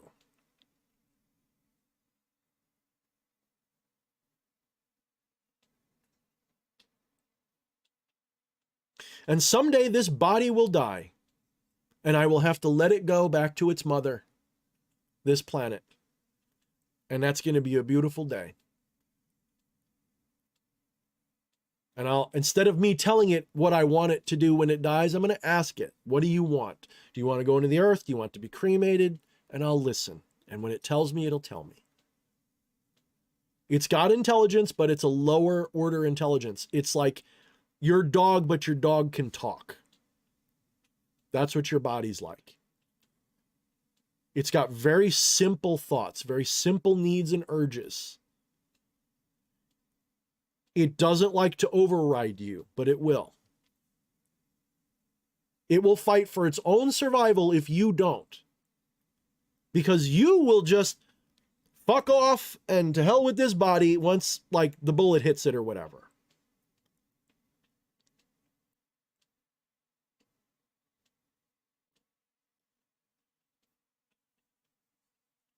So treat it like the valiant steed that it's trying to be. Yes, it looks like an ape. It doesn't look like a horse or a stallion, but treat it like one. Treat it like a pet that needs your love. Hug it. Pet it. Take care of it. Feed it better. Take care of this temple for the God that you are. Thank you, Alpha. Good night, George. So yes, nature, I'm sitting out there in that backyard and I'm like, wow. It's not that what humans have made is ugly or bad. It's just that what humans have done and made is against the flow. Not all of it, but by and large, humans don't live in harmony with this world like we used to, like we should. We live in this world, and instead of being gardeners or stewards or gods that are here to help this world evolve and mature, imagine you're like a gardener from another dimension who comes to this planet and is like, cool, I'm a human now. Let's make this world beautiful and let's take this nature and let's make pyramids and shit. You know? Let's make beautiful civilizations that are in harmony with nature. Let's do that. And we can have the technology. We don't need this. This technology is a lie. I'm finding out that what the hidden masters have had, what the elites of this world have, makes Star Trek and Star Wars look like, it's like I can't stand it. And when you know you can't, it's like, holy fuck. You can feel it. I've been feeling that for a long time, but you can feel it. Nobody on this earth would ever have to starve a day in their lives. No one would ever have to go and be cold. No one needs to die for the reasons that they die. There would be virtually no scarcity if these motherfuckers weren't such bastards. Because you see, there are multiple intelligent factions, entities, different dimensions, different alien species. I don't care what you call gods, demons, angels. Don't care what your words for them are. They are fighting over this fucking planet. And they're not fighting over the oil or the water or even the gold, although gold I hear has some use to some of them. No, they're fighting over what you guys call energy, what you guys call life force. They're fighting over the potential of this planet. And I got news for you. The White Hats are taking it over again right now. And we should all hope that they win. And we should all hope that the new boss don't act like the old boss, because if they do, I'll just have a new enemy to fight. People that I used to salute. If the people that are taking over, and I mean Trump and co, some of you guys will be, Thorne likes Trump. Ah! I don't like Trump. I just know what's in alignment with me and what's not. It's not Trump is a great guy. I don't know anything about the man. He's just another avatar. But I know what they're doing, and it's not even him. He's just the front man. I hate to bring up the politics, guys, but you got to hear me on this.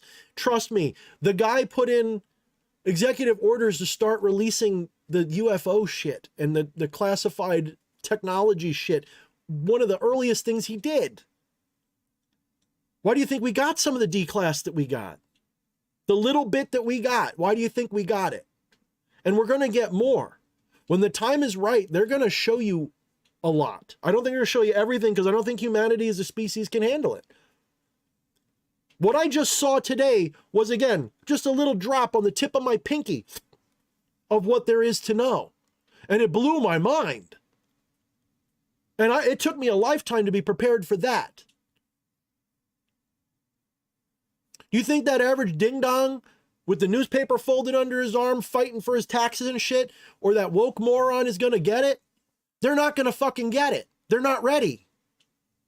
It may take a generation or two before they're ready. It may take 100 years, maybe take longer. I know they've been getting us ready. Both the white hats and the black hats. The black hats were going to give us Project Bluebeam and a fake alien invasion. The white hats are going to give us something else. I don't know what. I think they're going to use the Bluebeam shit to introduce the aliens. They'll probably show us good guys and bad guys, and then we'll have first contact with the good guys, and it's all going to just I hope I live long enough to see that. And I think I will, because the little bit, like when I put my finger and put it in the air, the winds are blowing by the 2050s, something like that. I should be alive to see that. I might be old as fuck, but I should be alive to see it. Maybe the alien UFO will land, and I'll know to be there because we'll be in psychic contact already, and I'll hobble up with my cane and my long-ass beard and my hat, and they'll be like, such and so, your real name, which I don't tell people. We've been waiting for you. Haha, I don't know. That's a pipe dream, probably. Maybe that's just my fantasy. Haha. 2033 AD, good number, Nernerta, could be. That sounds good too. I see that. Thank you, honey. Magic and Creating gave me $5. Thank you, Magic and Creating. I appreciate you so much. Thank you. You're owed a question, by the way. Whenever somebody, I don't know if you know this, super chat people, I do take questions and I do take comments. You do not have to super chat me, but if you do, you go to the front of the line. That's all. And if you want me to respond to you, I need you to put it in all caps or put an @ symbol in front of it so it pings me enough, because I tend to ignore things because I don't know if it's meant for me or not. So all caps or at me, and I am likely to respond, or super chat me for a certainty that I will somehow. And if I don't get to you, email me or some shit. Be like, I super chatted you, and just email me your question if I don't get to you for some reason. Okay, thank you, Nanerta. Did you send it to me as a DM? Because I don't know if I have that blocked. Oh no, I got you there. Okay.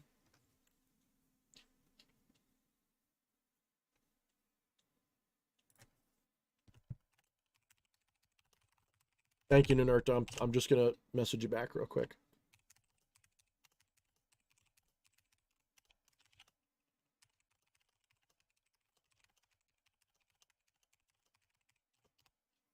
All right. I sent you something, Nanerta. Thank you very much for... I was actually wondering about her, so thank you for that update. I was wondering if she was okay. And if she told you to tell us that, tell her that I appreciate that. Please hear the sincerity of my voice. I was wondering if she was okay. So I just figured I'd leave her alone because I know she's going through it. And I actually had the vibe that she was in jail. I'm not going to lie. And we don't know who we're talking about. So, but no bean spilling. I actually got that vibe like last night. So you just confirmed it for me. So tell her that I got the message. We love her. And if there's anything we can do to help within reason, just... she had a thing she was going to do, and she didn't do it because whatever reason, I don't think she couldn't figure it out. But she's been a true blue friend, and we appreciate her, and just let her know that. Somehow get her the message, okay? Anyway, Space Bilbo Baggins. Yeah, maybe, or again. I like that. I'll take Bilbo. I'm not that arrogant. I'll take Bilbo. I don't feel like a Bilbo. I feel like I'm waking up as a Gandalf or something, but I'll take Bilbo. No shame in a Bilbo. As long as I'm not like all demented. Other part of the message? Uh-oh, what'd I miss?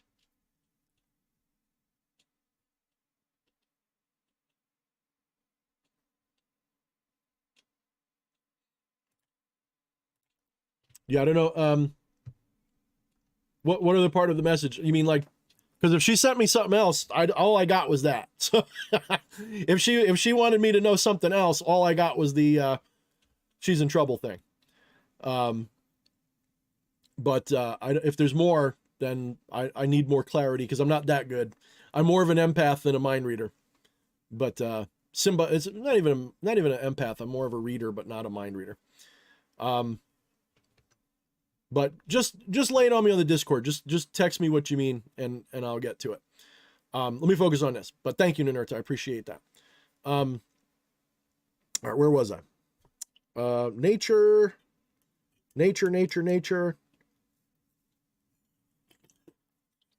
So, in the past, prior civilizations, this was something that came to me tonight when I was just watching TV with my wife. I turned to her and I said, the ancients didn't use stone because that's all they knew how to use. They used stone because there's a reason why. I don't remember exactly what I said, but there's a reason that they used stone, and it wasn't because they didn't know how to use anything better. Yeah, there's something about building and constructing out of actual, not concrete, but stone. Now, maybe it can be a kind of concrete because there's supposedly ways, like they call it geocrete or something. I think there are ways to make that we don't really know on our level of life, but maybe the elites do. But, or maybe it's just there's a secret to shaping it or something. I don't know how they do it. But the ancients, they didn't sit there with pounding stones and copper tools the way we imagine. If I tell you that they had copper tools, hear me on this one. This one breaks my brain because I'm not sure I get it either. The copper tools that they had in antiquity, and I don't mean 5,000 years, I mean like 50,000 years ago. The kinds of copper tools and things that they had the antediluvian humans, they weren't just copper. There was something they did to it that made it stronger and harder than metals that we have now. And it wasn't just copper, but I think copper was one of the big ones. For some reason, copper keeps hitting me. Copper, gold, copper, like I got to tell you, I've had visions of like a metallic world, like with robotic beings made of like a brass or gold metal. I don't think it's brass or gold, but it looks like it. But it's like intelligent. It's like living metal. I don't know, dude. This was like in another deep trance journey. Okay. But they did have like copper metal that was more like or better than what we have as steel and all this shit.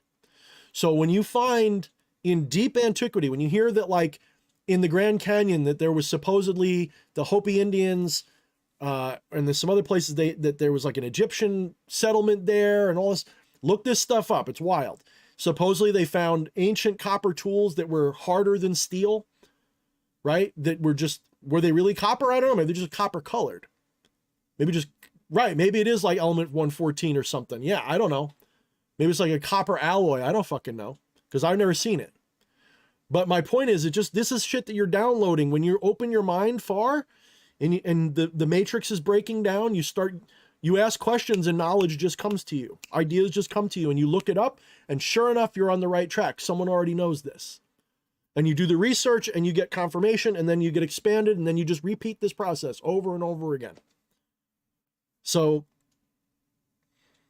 and I might not be right about this. This is just the psychic impressions I'm getting, guys. This is just what I think is right. I want to be clear. Don't take what I'm saying as literal. Do your own homework. Don't trust Thorne. Just listen. Trust Thorne to be sincere, but don't trust Thorne to be right. Does that make sense? Like, for real. Don't. Any asshole that comes on and says, this is, I know I do it a bunch too, but I mean, you can tell when I'm doing it, like, because I'm being just passionate. Anybody who's like, you know, don't question me, just walk away. I want you to question everything I say. I don't mean question me and be nasty. I mean, listen to what I say, question it, research it, check it for yourself, please. Because I'm probably wrong about a lot of this. But they didn't use stone because that was all they knew how to use. It's because it's not even that stone is the best material. There's more to it than that. There's something about certain minerals.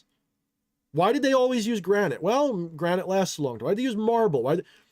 They use some of these materials because I think in the interdimensional sense, or in the whatever this is, they're not just rock. There's more to it than that. Like, there's life in everything, right? Like, why are mystical people so drawn to stones and crystals? Why? There's nothing about them, but yet we can't ignore how we feel when we're in close connection to good stones and crystals. You might have shifted.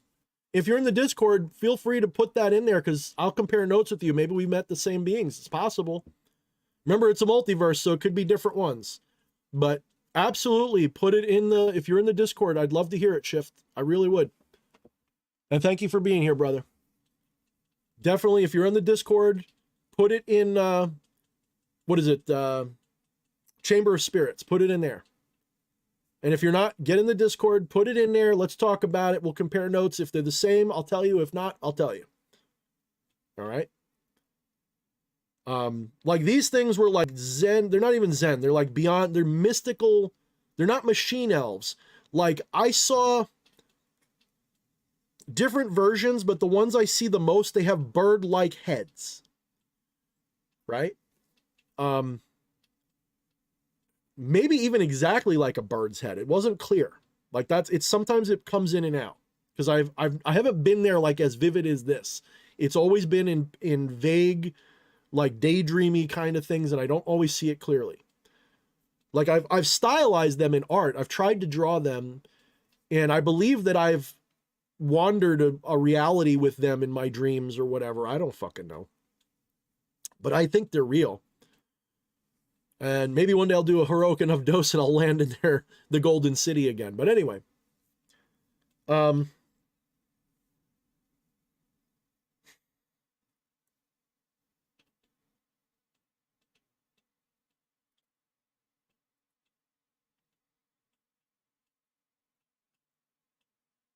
of the rest of the stuff is just for me.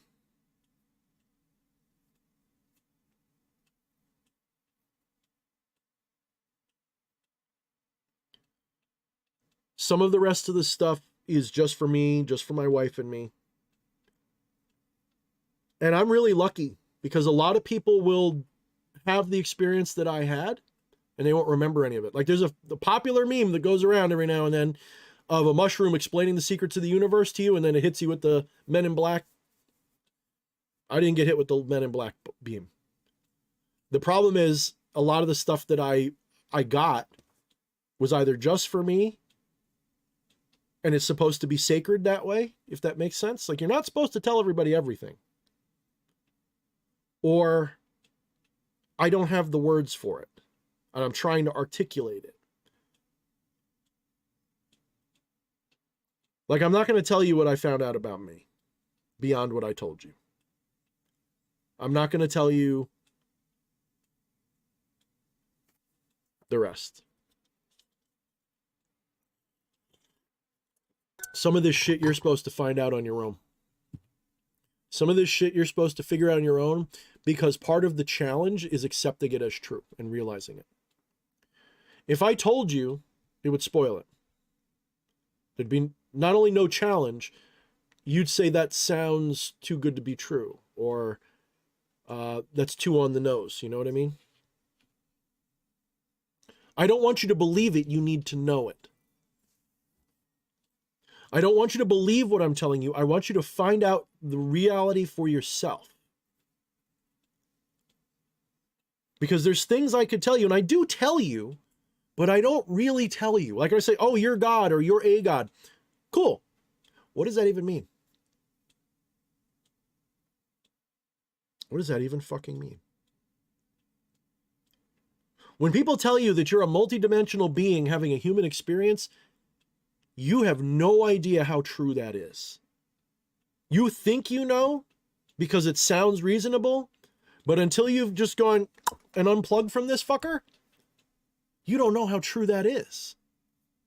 And when you start to do it, you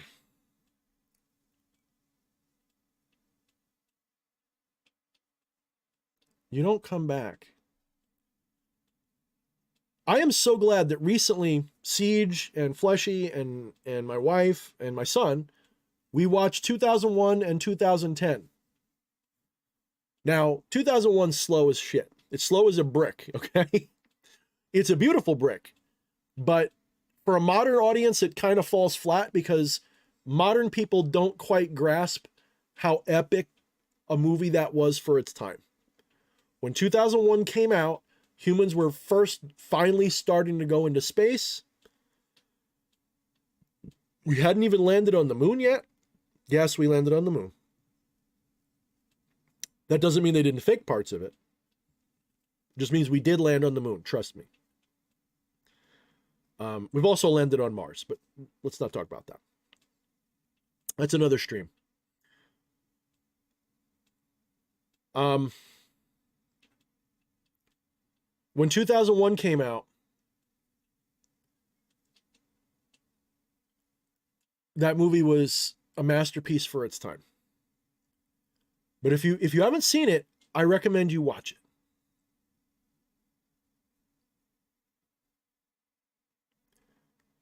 And if you watch it, 2001's scary as hell. Especially if you know what I know. If you know what I know, or anything in the same ballpark spectrum of what I know, 2001 will make chills go up and down your spine in ways that are wonderful and horrifying and beautiful at the same time. Because you realize that that is more true than, like, they were trying to see. It's like they were trying to tell us. They're trying to prepare us. I don't know if he's a white hat or a black hat, but they made that movie like, it's almost like when they give you the little signs, you know, to show each other who they are. It's like they were telling the world, hey, I bet you didn't know this, but this is true. Now, yes, I know it's based off a book. Come on, brain. I know who it was. I always say his name. Not Asimov. Arthur C. Clarke. Right? I think it was Arthur C. Clarke. I can look it up. 2001, Arthur C. Clarke, I think.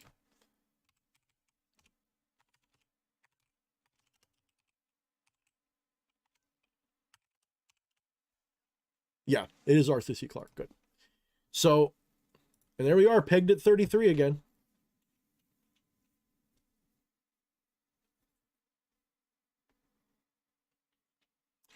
Oh, I see that now, Ninurta. I didn't quite get that that was the important message. Oh, dude, that's awesome. Ninurta.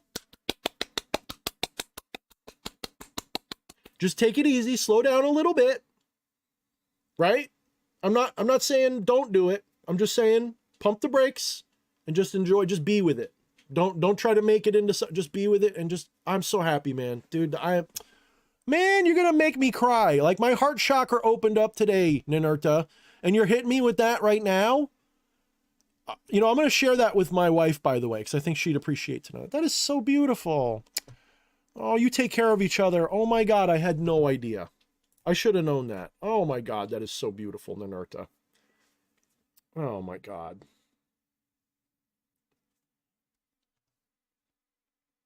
All right, let me turn that off.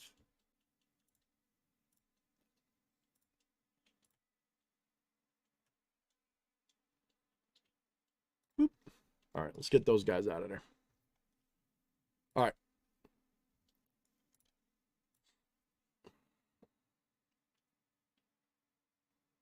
Yes, 2010 was definitely an easier movie to watch. Jeffrey 524. It was definitely 2001 was beautiful for its time, but it is a drag. That whole movie could have been a half hour long. 2001 could have been a half hour long. It's just they literally had people turning screws for 20 minutes, like squeak, squeak, squeak, squeak. Like they showed everything so fucking slow. 2010 had a more modern pacing, which are great.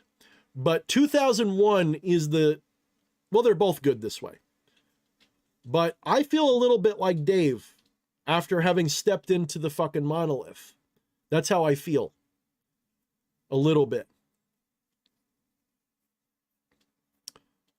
Ninurta, you've been summoned. What does your name mean, my friend?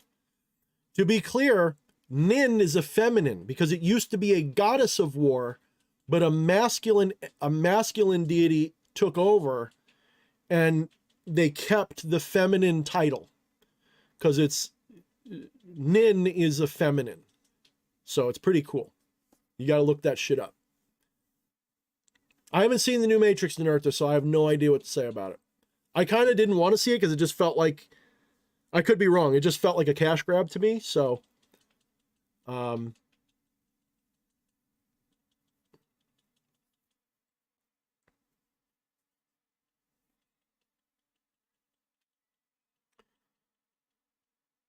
thought it was a feminine Ninurta. I could be wrong. Look, when it comes to Sumerian shit, nobody's an expert, and the ones who are, they do their thing, and we don't. Like, we got to ask Finkel, I think is his name, right? What's his name? Something Finkel? He's a master of the Sumerian shit. So you could be right, Ninurta. Maybe I'm wrong. I'd have to look at it. I could have sworn Nin was a feminine element of that name. Maybe I'm wrong. Maybe it does mean prince. I thought it was like female. Anyway, not going to split hairs. You're probably right. My anthropology chops are not as good as they could be. I'm more of a generalist and a comparative religion guy than a specific specialist.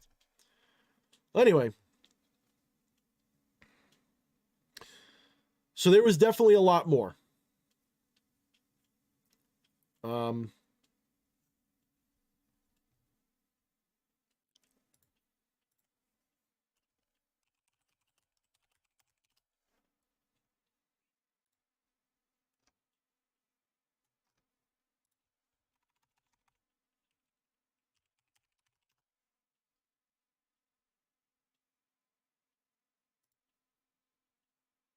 So there's definitely a lot more that I experienced. Oops, don't open. I didn't mean to click that. No, go away. No. No, quit. Shut up. Go away. Not right now. Thank you. All right. So there's definitely a lot more that I experienced, but that stuff is mostly just for me.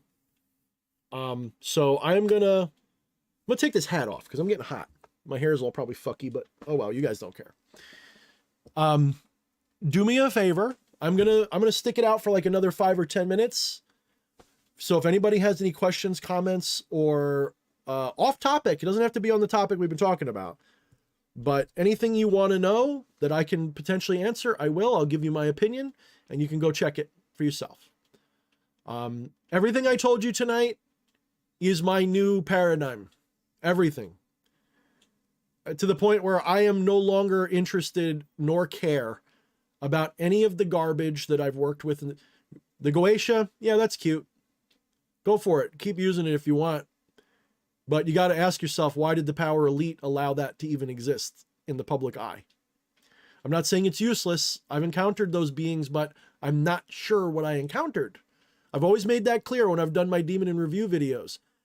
I see what I see, but the beings themselves are not what you see. So I don't know if I contacted those beings or some other beings that just said, oh, I'll wear that face to give you the information you wanted.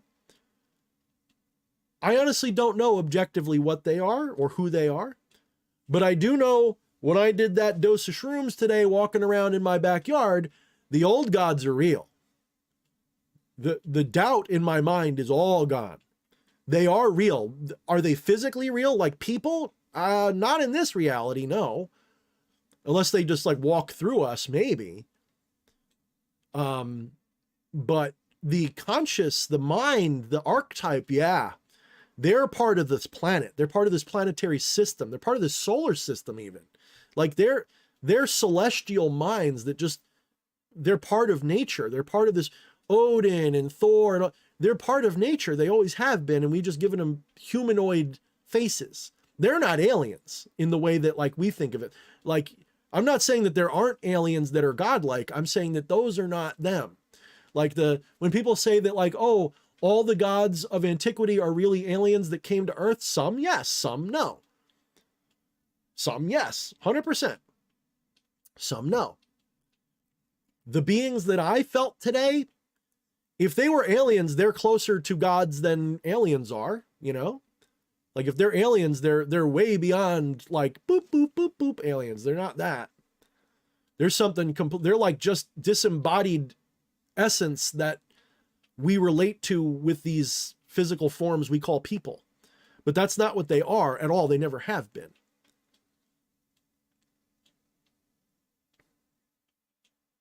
You had a question from CM. Did I? Okay, let me see. It was a pretty good question. So, yeah, thank you, CM. That's actually important, especially Shadownomicon, because I'm sort of in a process of realignment, trying to figure that out.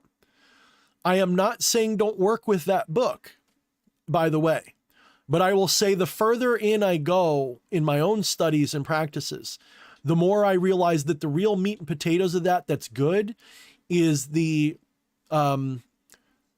ritual in particular, that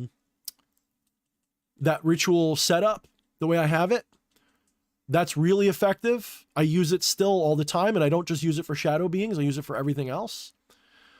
I am also of the mind that there are many beings that look like shadow people, not just what I have encountered. And I'm starting to realize that when I was a kid, those shadow people I was encountering, they were both and neither. They were both parts of the subconscious of myself and others being projected. But there are actual parasitic beings that do feed off of our shadow side. And so the work that Shadownomicon encourages is still valid. It's just, I don't know whether the shadow people themselves are what I thought they were in that book anymore. Does that make sense? But the ritual works. Communion with them works exactly as I showed you, because when I was out there in the field tonight, that's part of the personal shit that I'm not talking much about, was I did commune with shadow people again, and I realized there's different shadow people. There's shadow people, the psychological egregore, and then there's beings that appear as shadow humans that are energy parasites. They're energy vampires. They're not evil. We feel like they're evil because they tend to disrupt us and cause us pain, and that's their job. But I agree with Thunder Strikes, Lightning Strikes in the Art Bell interview, where he says that they are like maggots that are cleaning a wound. So I still agree that, yes, those negative entities, just like anything, you don't want maggots all over you if you're healthy, but if you're unhealthy, they serve a purpose. And if you can figure out how to get with the flow of them, they can't hurt you anymore. They just help. And then eventually they fade out because you're just no longer good food anymore. Like David Icke's reptiles, that's probably shadow people that I'm talking about. And I got news for you. My intuition, and I can't wait to find out one way or the other. The whole idea of reptiles always being evil is not true. The idea of draconians always being evil is not true. There's exceptions. There's also these other entities that they talk about, whatever they are. I don't know if they're really reptilians or draconians. I'm just using the milieu of modern, weird shit, okay? I'm not saying objectively that's what they are. I'm just telling you that's what people call them. There are good guy ones, there's bad guy ones, and that applies for the ones that look like us too. Not all the Nordics or whatever that show up are good guys, okay? They don't all have the best interest in mind for this planet or for you. But the idea that we have to worry about, we have to get over, this is something like, I don't know if you guys follow Stephen Greer, the CE5 group. Stephen Greer, I think, makes a fatal error. And I know why he's doing it. But I think he's making a fatal error when he claims that there are no evil aliens or evil ETs or evil entities other than humans. I think that's bullshit. And I think he does that to try to normalize friendly communication, which is correct. That's the right attitude. But I think he's full of shit when he says there's no negative entities at all. I think he's absolutely full of shit when he says that there's no such thing as an alien that would hurt you. That's bullshit.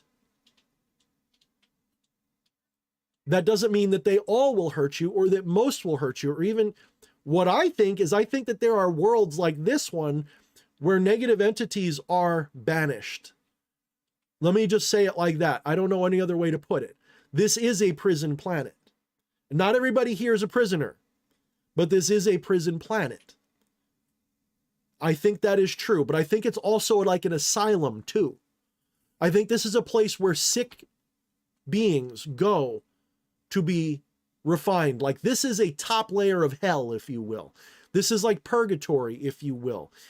Different entities come here from the multiverse and they go through this world.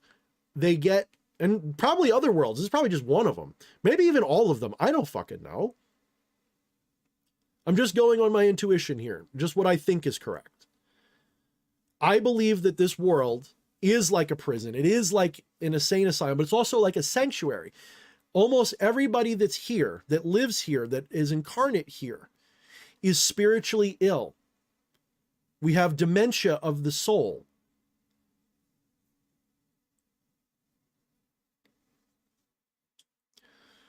Some of us are further along in recovery. Some of us aren't here to recover. Some of us are like the wardens, and some of us are like the doctors.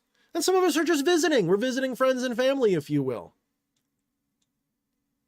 There's so many layers to this enigma that you'll never get it all. But so long as we're sitting here looking into space with our radio antennas going, where are the aliens? They're not going to find them because they don't need radio, ding dong. They can just go boop and communicate. Oh, and if they don't want you to see radio broadcasts that maybe they have going, they can very easily bend that around this planet. You'd never know. There's a whole civilization of shit out there, I am now convinced, and it's not even far away. It's in this solar system. There's probably billions of beings, physical beings, living all over this solar system, under the ground, everywhere. And we're in this tiny little bubble of bullshit that we think is true. And it's not. The universe is teeming with life. Because everything's alive. But it's teeming with biologicals like we would imagine life. It's teeming with other little avatar beings, animals, amoebas, aliens with higher intellects than ours. All kinds of shit living out there, living out their lives. And humans is like a little third world Australia for mentally deranged beings that are not fit for the rest of the universe, the multiverse. It's not all bad, by the way. If you ever go to a good insane asylum, even in the old days, they were beautiful gardens because they would let the people with mental illness out. They'd walk around. They'd try to treat them good. You know, they'd try to give them a nice time. This is a garden world for a reason. It's meant to be a garden. This isn't just a school. This is a place to heal and grow and to explore. And these beings are being evolved. And so is everything else. But have you ever heard the saying, the lunatics are running the asylum? That's what happened. Somewhere in deep antiquity, Down Under. Down Under says Third World Australia.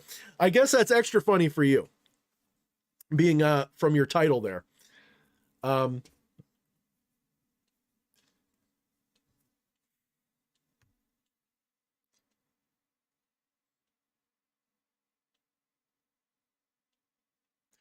At some point in antiquity, the lunatics took over the asylum. And the rest of the intelligent beings of the multiverse said, oh, hell no, and blocked it off. Yes, like when there's like when the prisoners magic, exactly. Like when the prisoners take over the prison, exactly. Like if you go to like certain South American countries where the prisons are literally run by the gangs, like they willingly stay there, but they literally run the gang like it's a castle. Like they run the fucking prison like a castle. That's literally what this planet's like. There are dark entities feeding off of you every reincarnation. Those of you who are from and of this world, they feed upon you and relentlessly, and any visitor, they'll hit you with that. And if I'm a sightseer, if I'm a traveler, I came here knowing that, and I'm like, well, it's going to hurt, but it's going to be fun. Let's check it out.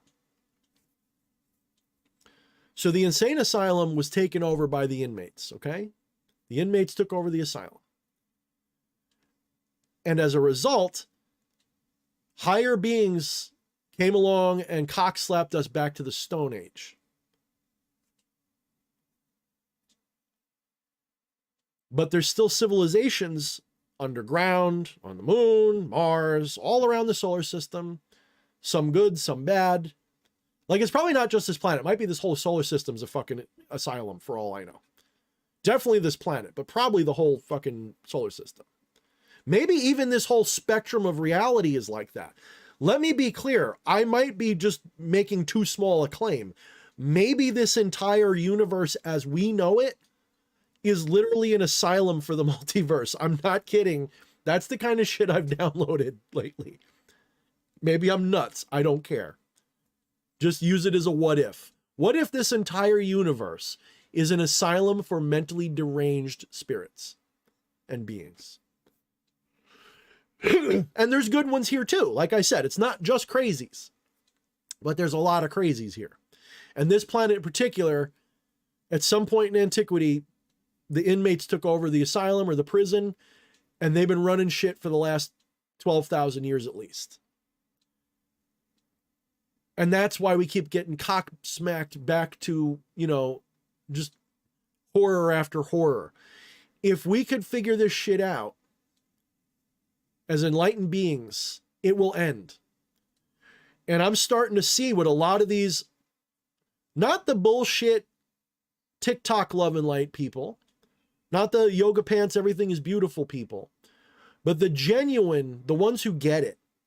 Like I often plug Ralph Smart. Now he's a bit of a performance artist. He's got a little bit of that going on. He doesn't know everything. I'm not saying he's my mentor or anything like that. I'm just saying I like what he says. And I think he's right. And he's not the only one. There are a lot of people have been saying this, and I agree with them. We are reaching not just the technological singularity, we're reaching a consciousness singularity.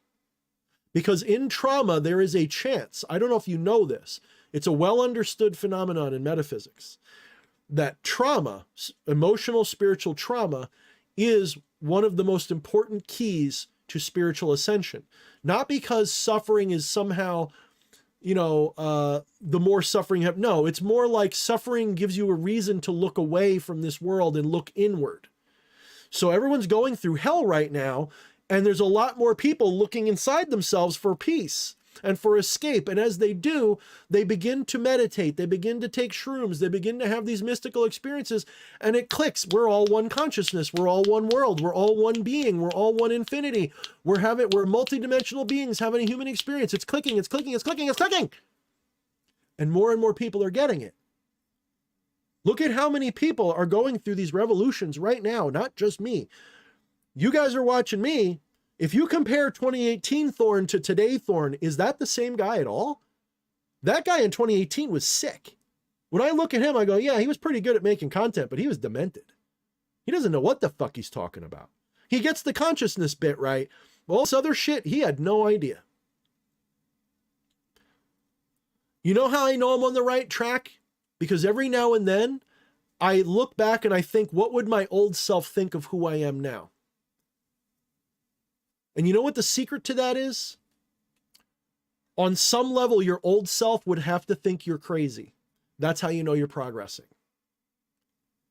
They will love what you've become. They will admire it, but they'll think you're nuts. Thorne from 2018 would think Thorne from 2023 is absolutely bonkers. As with Thorne from 2007, looking at Thorne 2018.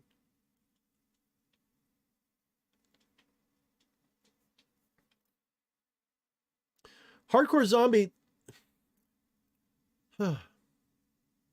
You suffer because you think you're not supposed to, for literally no other reason. You do not suffer in reality. Reality is the opposite of suffering. When you understand what you are, the only reason you're suffering hardcore is because you think you're hardcore.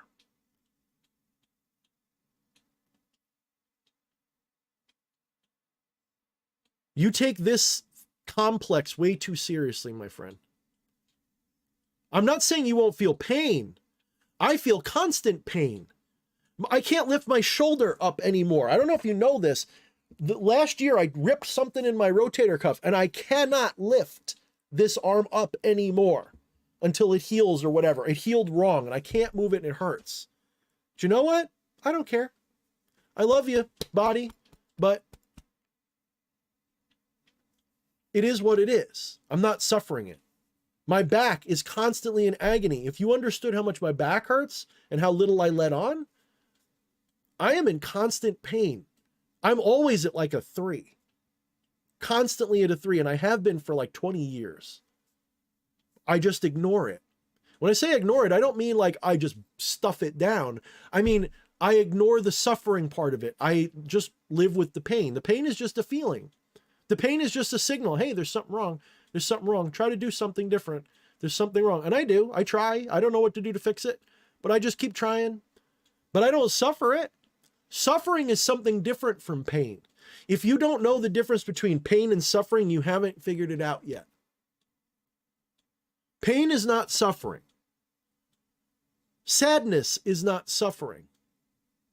All of these sensations are not suffering. None of those things are suffering. Suffering is when you take those things seriously. Suffering is when you treat those things as if it's happening to you. Pain is not happening to you. Pain is simply a signal that you're experiencing. It's when you identify with the subject of the pain, when you identify with the pain itself, that's suffering. If you want to stop suffering, hardcore zombie, lean into that shit. Lean into the pain and look at it and go, that's not me. It's just a feeling. I lost a loved one. My girlfriend walked out on me. My dog died. My family died. Whatever your pain is, it's not, I don't want to be dismissive. I know what I sound like. Because I'll go through it too, and I'll be crying on a stream. People are like, Thorne, you said you don't. Trust me, you can ask my wife. I will be in absolute vicious anger, and unless I go over a certain threshold, I can pull it back instantly. Because I'm not actually that. I'm feeling it, but I am not that. And I can keep it going. I can pretend to be angry, but I'm not. I can pretend to be sad, but I'm not. I'm not suffering. I'm experiencing those feelings, but I'm not suffering them. Until you learn to embrace those feelings without suffering them, you're barely in your training wheels.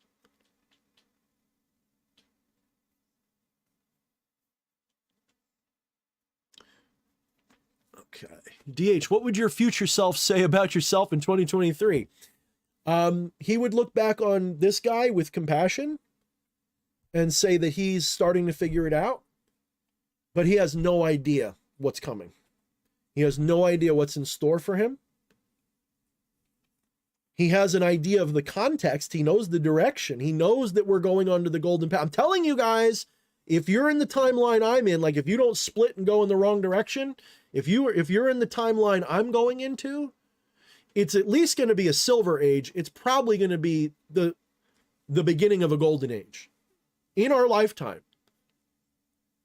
That doesn't mean there won't still be wars and bullshit, but if you see what potential that I see coming, if even 5% of that potential is realized, it will be a silver age in your lifetime. The ending of the New World Order is already done. Some of us know this. The Q people, like people call it QAnon. It's Q and Anon, but whatever. The Q people know this. Certain people of mystical persuasion know this. The spirits know this. Why do you think I've been telling you the hidden masters? I don't feel them the way I did like a year or two ago, because a lot of them have been already taken out. There's tribunals that have happened. Biden is not fucking Biden. I challenge you to check this out. That's an actor in a mask. If I am D.H. Thorne at all, that is a man in a mask. And he's following orders. He's following a script. He's not some guy with dementia. There's videos of him and you can see him figuring out something on his neck, and the fucking back of his neck is obviously a mask because you see the wrinkles stick and stay, and it's like, you can tell it's a mask. You can see it peeling off of his face in one of the pictures. It's literally like V, like the old TV show V from the 80s, where they're wearing masks and they're lizard people and they rip them off. It's like that, except that's not a lizard person. That's just some actor playing a role. He's like a crisis actor. If you guys knew the shit that I've been privy to over the last 6 months, and the confirmations I've gotten, and about a month ago, it finally was like, holy shit, I guess it's right. I guess it's completely real. And then it clicked. You're watching a show that the new masters, the new white hat masters of this world, they're trying to wake up the normies right now. And until that woke moron or that hardcore Christian fundamentalist, until those two obnoxious fuckers can fully see it, it's going to keep going. We are exactly like I told you guys. I was right in my intuition in 2020, and it's confirmed now. This has been a crucible. This has been an IQ test, a crucible, and a show that has been designed to get normies to wake up and realize the New World Order is real, and that's only phase one. New World Order is real. New World Order is taken out with the military and a civilian alliance. Mark my words, America 2.0 will happen. Trump may end up on Mount Rushmore. I'm sorry if you hate the man, but he just might. I've jokingly said they might put his face on the moon if what I think is true is true. We'll see how right I am about this. I'm okay being wrong about this, but I see this as this is the future I see coming. Don't take what I'm saying literal. Use what I'm saying as a direction. So don't be like, Thorne, you said Trump would end up on Mount Rushmore and it didn't. Okay, but am I right about the fact that this happened in this direction? Probably will be. I've told people that I know, close personal people in my life, that if I'm really wrong about this, I'll just end up in an insane asylum. You'll never hear from me again, and I won't care. Because if I'm that far wrong, then I don't want it. I don't want it. I don't want to be here if I'm wrong. If the New World Order won and this is all going off the cliff, I don't want it. I don't want nothing to do with it. I will see you guys in my bunker in the woods or in the insane asylum, and Thorne will no longer talk about any of this shit. He will just bye. Because if it's that far gone, there ain't no hope. You're all dead. You don't even know it yet. You won't even make it to 2030 if I'm wrong. If I'm wrong, the 2030s will literally be the end of 90% or 2/3 of this planet. That's not an exaggeration. If I am wrong, 2/3 of you will not be here in 2030. You will be dead. If I am right, it's not going to be perfect. There's a fertility crisis that's very real, that's been engineered, and they're not going to be able to fix that overnight. But the Silver Age will begin. And it will begin with the release of energy technologies. It'll begin with, it'll begin with a Nuremberg 2.0 that will be a public staging of the shit that they already did. I don't know how they're going to go through that. I don't know how they're going to pull the Band-Aid off. I really don't. I can see it, but I don't know how they're going to do it. Because right now, if they told the world what they've really done, the world would go insane. If they told the world what they've really done and what happened over the last few years was mostly a show, no one would accept it. Even if it's true, they wouldn't accept that it was necessary. They'd say, why didn't you just tell us? Well, we've been trying to tell you, by the way. I don't know if you guys have noticed. You've had a lot of conspiracy theorists trying to tell you for the last, I don't know, ever since JFK died at least. But let's ignore that for a minute. So yeah, we tried to tell you, but we had to show you.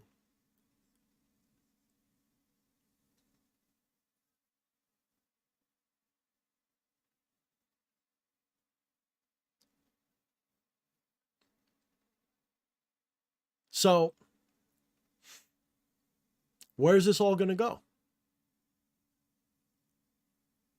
Remember, there's no good guys or bad guys. There's just people in alignment with your needs, people in alignment with your journey, people in alignment with what you think is healthy.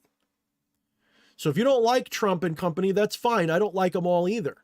I don't like the Bible thumpers. I don't like those hard conservatives. I hate them as much as I hate the woke. I think those green-haired, 400 pronoun carrying people are insane. They've been driven insane by propaganda for the last 1,000 million years, but I guess in particular the last 10 or 20. They've been driven insane by indoctrination, both right and left. I have figured this out, and this is why I no longer fight it. I will do whatever I can to piss off woke and conservative alike, because these people are nuts. They're all dogmatists. They're all indoctrinated. They're all slaves. Their minds, whatever they are, they're not travelers. They probably belong here. Listen to me carefully. They probably belong here. They're victims, yes. They're being driven further insane, but you have to have a little bit of insanity in you to fall for that shit.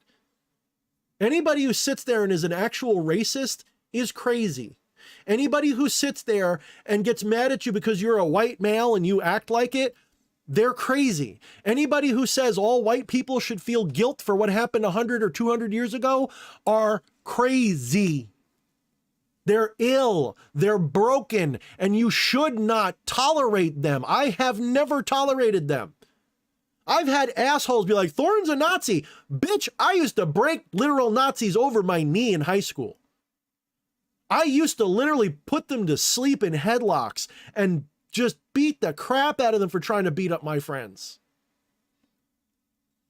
Don't tell me that, you fucker. No way. These people are insane. They've been driven to the point of utter madness. And these people will probably not pull out of that tailspin before this is over. Not everyone's going to make it, guys. I hate to put it like this because I do have compassion for them, but I pity them. I see them as insane children that have been broken. I've had them in my group. I'll name this one. This little slug of a worm used to be part of Discord and was, I don't remember her name. What's her? I just call her a slug. She was in there and she just turned on us so hard, and she was, Thorne's a patriarchy. Fuck you. Astromagics, yeah, she's fucking insane-o. Just insane. We went out of our way to help this girl. We're like, here, take some money. We bought her shit because she was down and out. Next thing we know, we're part of this patriarchy, and Thorne's a racist. And fuck you, you green-haired worm, you slug, you dummy. She's not a girl, she's an it. Whatever it is. Yeah, I don't care. Good, hate me. Call me whatever you want.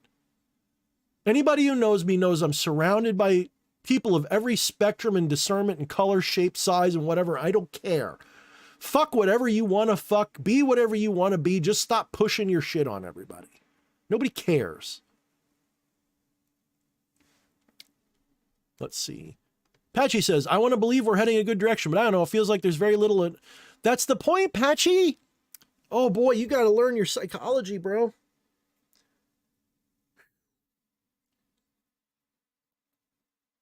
There's a well-known psychological phenomenon. When people are brought to the brink with pain, hopelessness, and suffering, they become open. See, what happens is human beings, we fixate on our discomfort. And you know what that does? Listen, this is high level psychology and magic, by the way. Like, I know this because I've used it against people.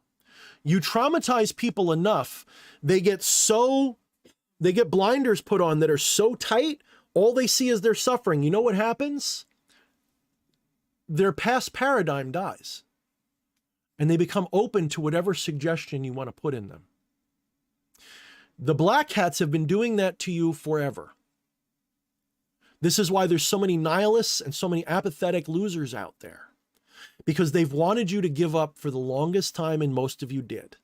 You've been told there's no hope, you're white, you're this, you're black, and the white man's keeping you down. They've given you every possible means of putting a boot on your neck and keeping you on the ground as they could so that they could insert their narratives, materiality, consume, there's no hope, you're a bigot and a racist and a loser, give up, let us take over, let us rule you. That's what they've been doing. Wake up, Patchy. That's what they've been doing.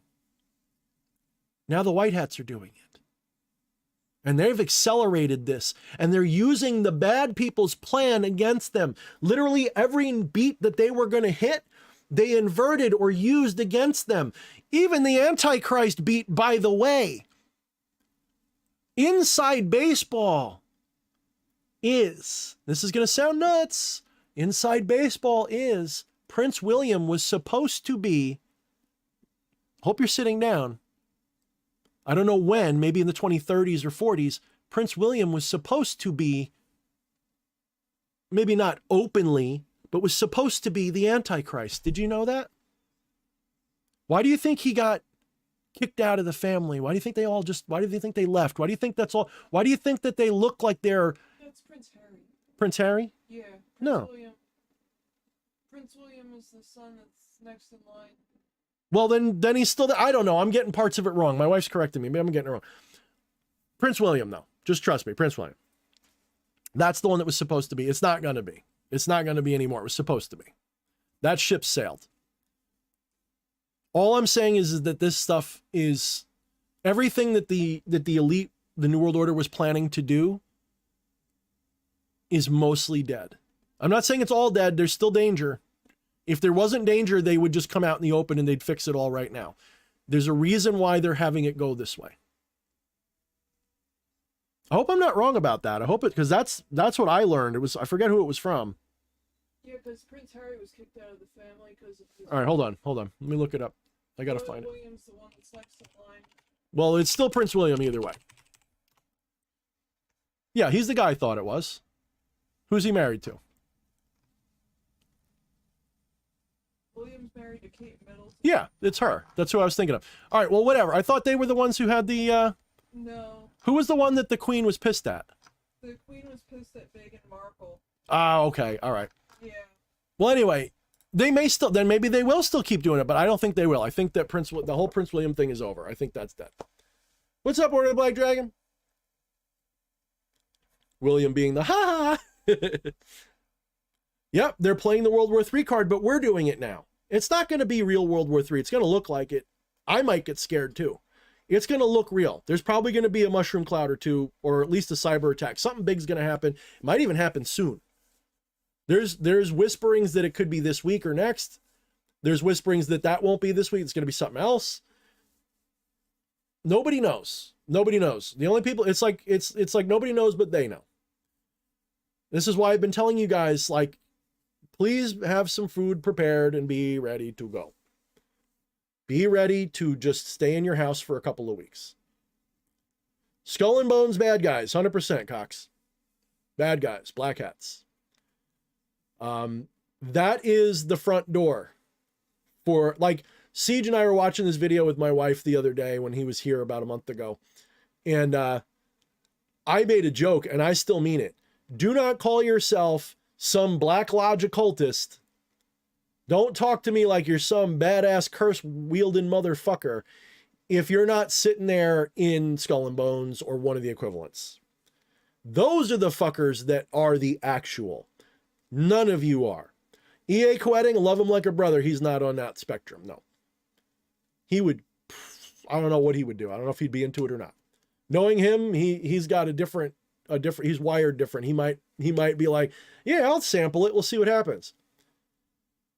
But the way that these people work is, there's a reason why there's an element of truth to the satanic stuff. When I say that, I mean, there's an element of truth to when the conservatives say they're satanic. There's an element of truth to that. Because as I've learned, there's a reason why I've never called myself a Satanist. There's actually a reason I want to tear this poster down, because it no longer resonates with me. It's just something I use to block out the light right now. I will eventually change that to something else.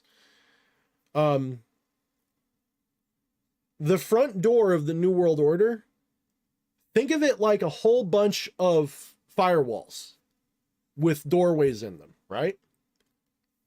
And there are layers and thresholds that they will test you to see what your limits are. How do you have any scruples, any ethics, any compassion? Tommy, I might be wrong about some parts of this. Remember what I said before.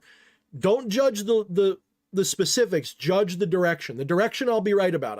And like I said, if I'm wrong, it won't matter. I'll be in an insane asylum or dead. It won't matter. Like, that's how all in I'm all in on this being right. And if I'm wrong, oh well, you can judge me all you want, because I'll just be fucking ripped out of my mind or dead. It won't fucking matter. I'll be in a funny farm. So it doesn't matter. I'm putting all my chips are on this. If this is wrong, oh well. It was a good run. We had a good run as a species. Nice job. If I'm just tripping balls and none of this is true, I'm fine with that. What am I supposed to do?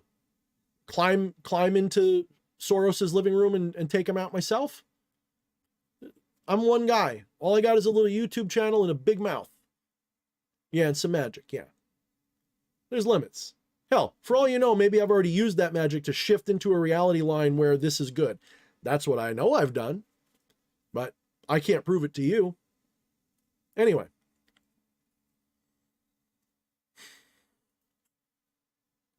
Truth is always stranger than fiction. Okay? That much is certain. If there's anything I've learned at all, it's that the truth is stranger than fiction by a lot.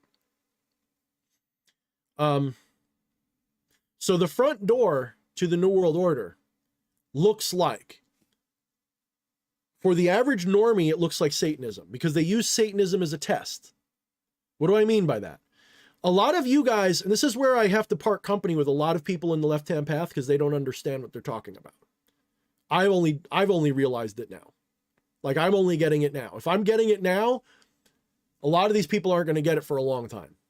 I'm not saying that because I'm so much better. I'm saying, luckily for me, I never hitched my wagon to Satanism. Okay.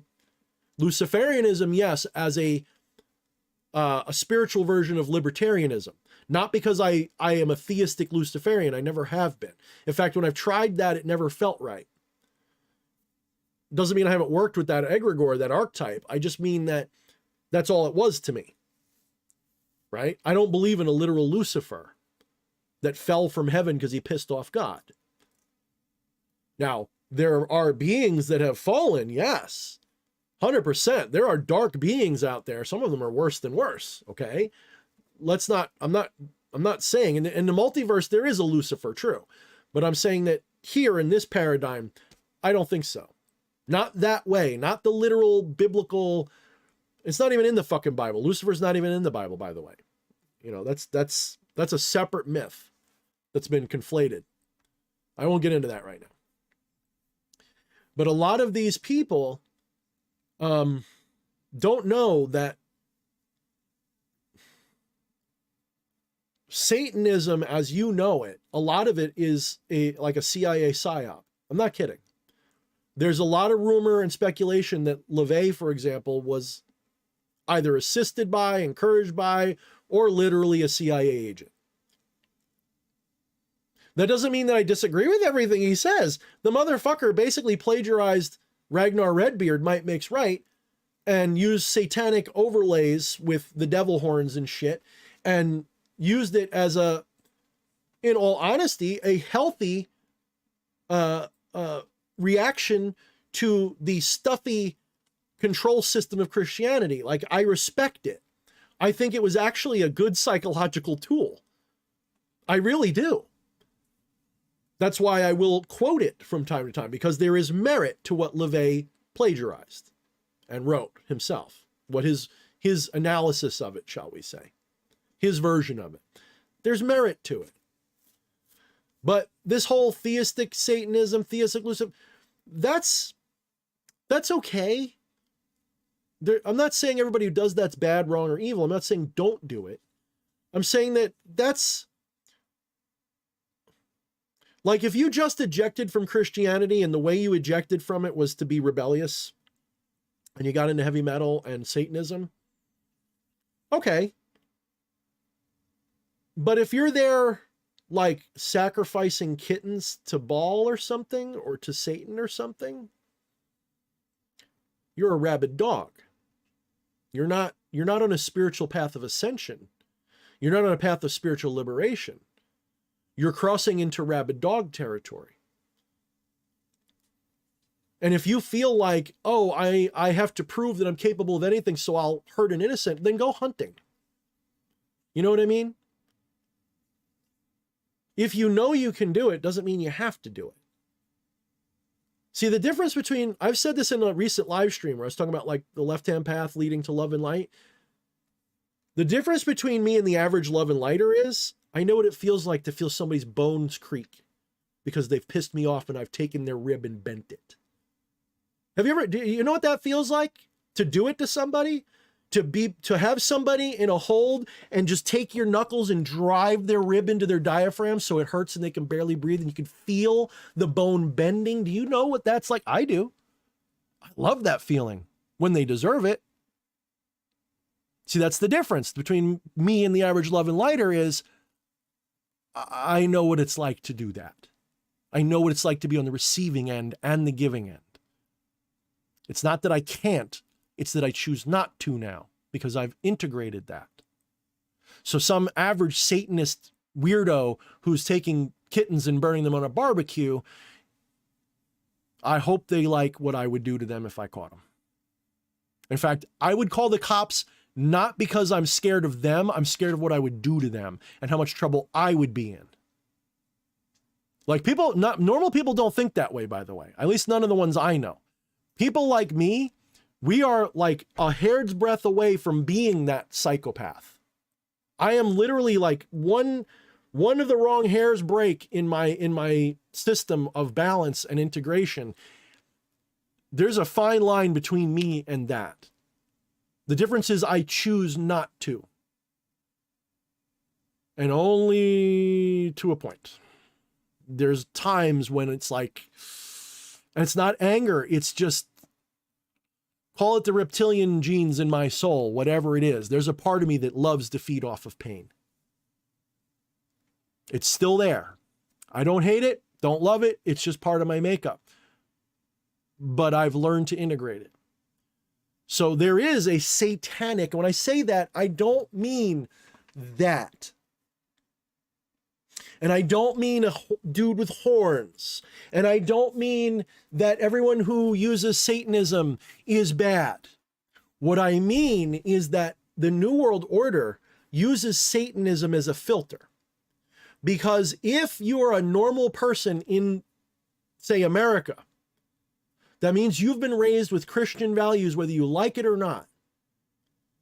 And if you're a Satanist, that means on some level, you have said, nope, I'm different than that. Now, those people that do that, the vast majority of you are actually good people who do not want to hurt anyone. You're just a down-to-earth person who sees divinity in darkness. You are correct. You are above, or should I say you are, what's the words? You're beyond reproach. Like I have nothing negative to say about you. If you're that kind of Satanist that loves people and loves life, and you just like the dark side as a, guys, more power to you. I love you. You're fine. You're not them. Okay. And I have to warn you though, when this all finishes, you might have to put a damper on that in public for a while. Because when this whole thing shakes out and you find out about the full levels of pedophilia and all that have been going on, when you find out how bad they really are, you're going to be like, you know what? Maybe I will put some of this 666 shit away for a little while. Trust me. Like, I've put it away a little because I see, whoa, holy shit. Like, I'm just LARPing. There's motherfuckers at high levels. Not because it's Satan. They use that as a mask, as a test. So they love using Satanism in the entertainment industry. Really, we're talking about Babylonian and Phoenician stuff. All of the New World Order, if you really study them, it all goes back to Babylon, Phoenicia, a little bit of Egypt. But it's really Babylon and Phoenicia. Why do you think Epstein Island, look at the symbolism of his fucking, of the buildings there. Why do you have this building set up to look like, look at the building that was on Epstein Island. Look at the statues that were on it. Why do you have that? Oh, he's just into that artwork. No, they're all into that. Why? That's not Satan. Satan's a myth. But there are dark entities, archons, whatever you want to call them. And I got news for you. Archons aren't necessarily bad. The demiurge isn't necessarily bad. It's just not the divine. And it tends to step in front of the divine, say, that's me, but only if you're stupid enough to think that.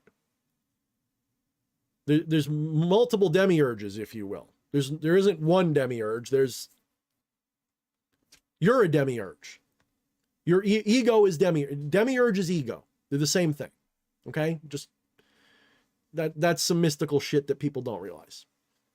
But archons, the rulers, they can be benevolent or they can be malevolent. The benevolent ones exist as well as the malevolent ones. And yes, the malevolent ones suck. They really fucking suck. And they're the ones that have been ruling shit for a long time. Like I said, the inmates took over the asylum. The positive ones just said, okay, we'll contain you in this solar system or this dimension or whatever. And that's that. They're still there. We call those aeons. You have aeons and archons. Well, the aeons would be the ones that will keep you guys there, okay? So let's keep using archon then. That's fine. I just want to be clear. Our words are just words. You can call them whatever you want. You can call them Satans, devils, archons, whatever you want to call them. It doesn't matter. They're just words.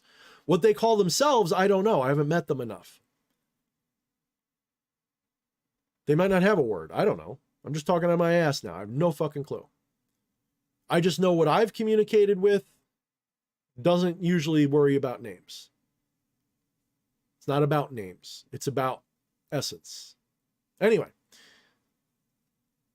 So, the entertainment industry likes to use Illuminati, Satanism, symbolism because it is both real to them, but it's also a filtration, like a sieve, like when you shake dirt and get rocks to go through it.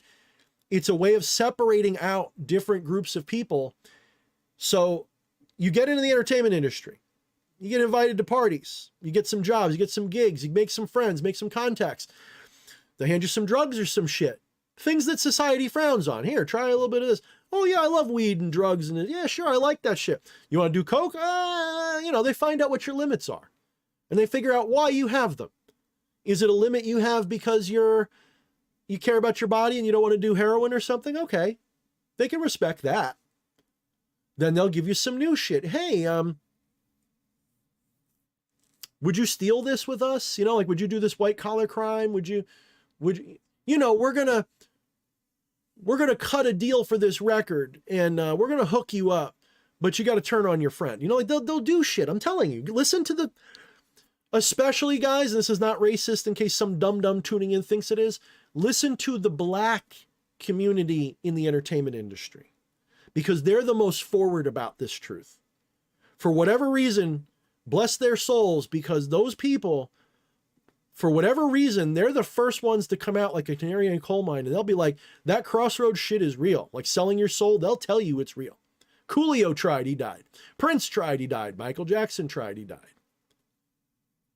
And they're not the only ones. They've been trying to tell you for a long time how sick Hollywood and the entertainment industry is. They know better than most people know how demented Hollywood and the entertainment industry is. And yes, don't be offended if you're gay or trans or something, but for a long time, they would use gay stuff as sort of a test or a sacrament. And that was like low level stuff, because think of it this way. They get you in the door. They get to see what your limits are.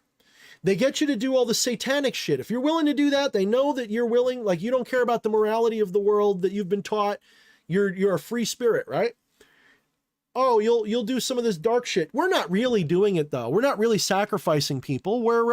This is an effigy. We would never do. Why don't you lay in this coffin with Geronimo's bones in it? That's what Skull and Bones is about, by the way. The myth is that Skull and Bones has Geronimo's bones. Literally Geronimo, the Native American, his bones are the Skull and Bones. That's the myth I heard. I think it's probably true. But they'll make you sleep in a coffin. They'll beat you up. They'll do these rites of passage to see what your limits are. And then someone will be like, okay, we're going to give you a choice. You either let us gang rape you in the ass, or I'm serious. This sounds like Alex Jones. It's not. This is true. We're going to gang rape you in the ass or something like that. You're going to have to kill somebody, or you're going to have to do a pedophilia, or all three, or something. Whatever your limit is. If you just do the butt stuff, then you get to be like a superstar in Hollywood. As long as you follow orders, you're in. You don't get the deep shit. You don't find out about the aliens. You don't get clones. You might, actually. Yeah, that's real too, by the way. They've had cloning for at least 30 years. Don't even get me started on that one.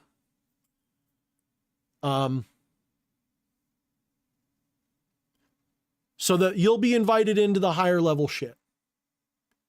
But that's like the front. Like, you can get through the front door of the New World Order's house. You don't find out about the aliens and the interdimensional beings and how deep the rabbit hole goes till you get way inside. And even then, only a handful of people that are human know.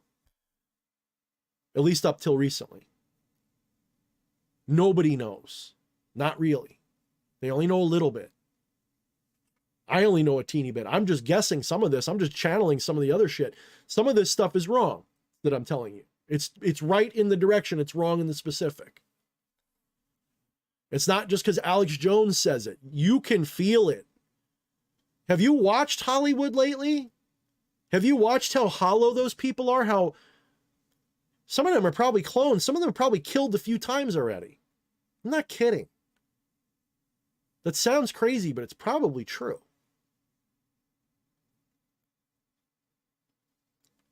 Some of those people are hollow. They're scared. They're puppets for the New World Order, for the elite. They know their job is to just be an automaton that says what they're told. They're empty vessels.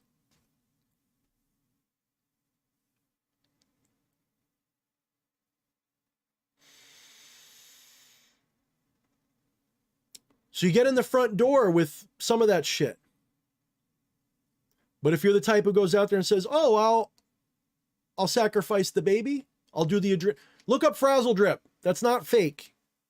That shit's real. I'm convinced that one's real too. If you're able to do that, you go way inside the house.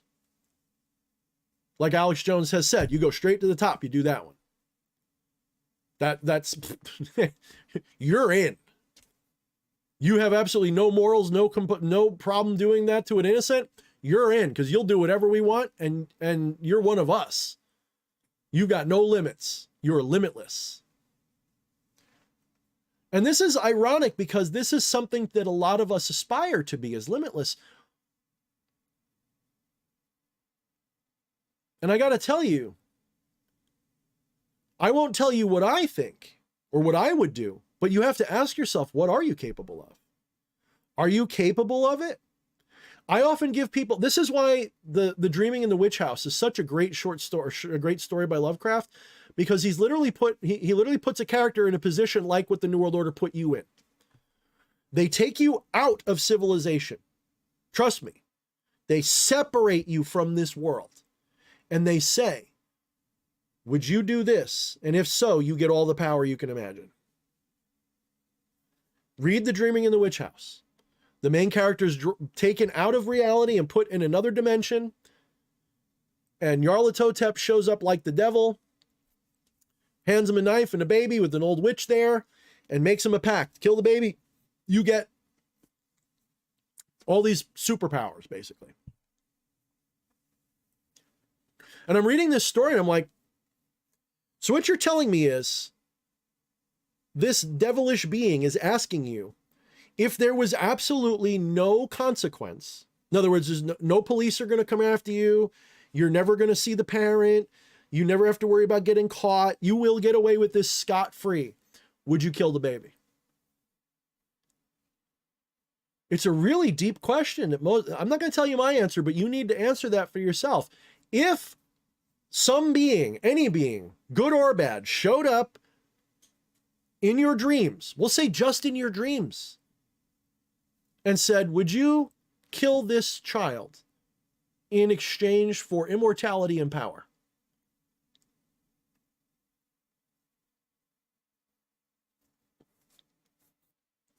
And a lot of you would say, well, it's just a dream. What does it matter?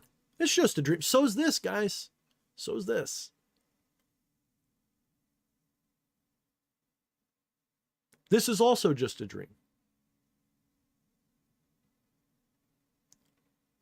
Not real enough for you? What happens if, okay, in that dream, yes, it's a real baby that's dying.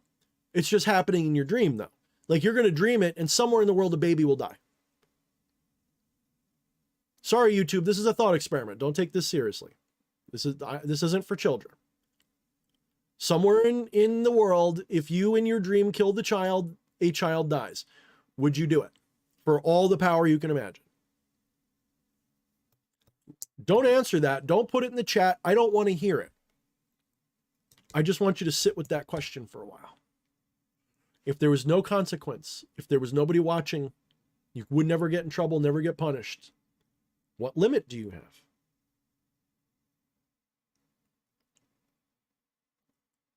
Well, the New World Order gives you that kind of a question.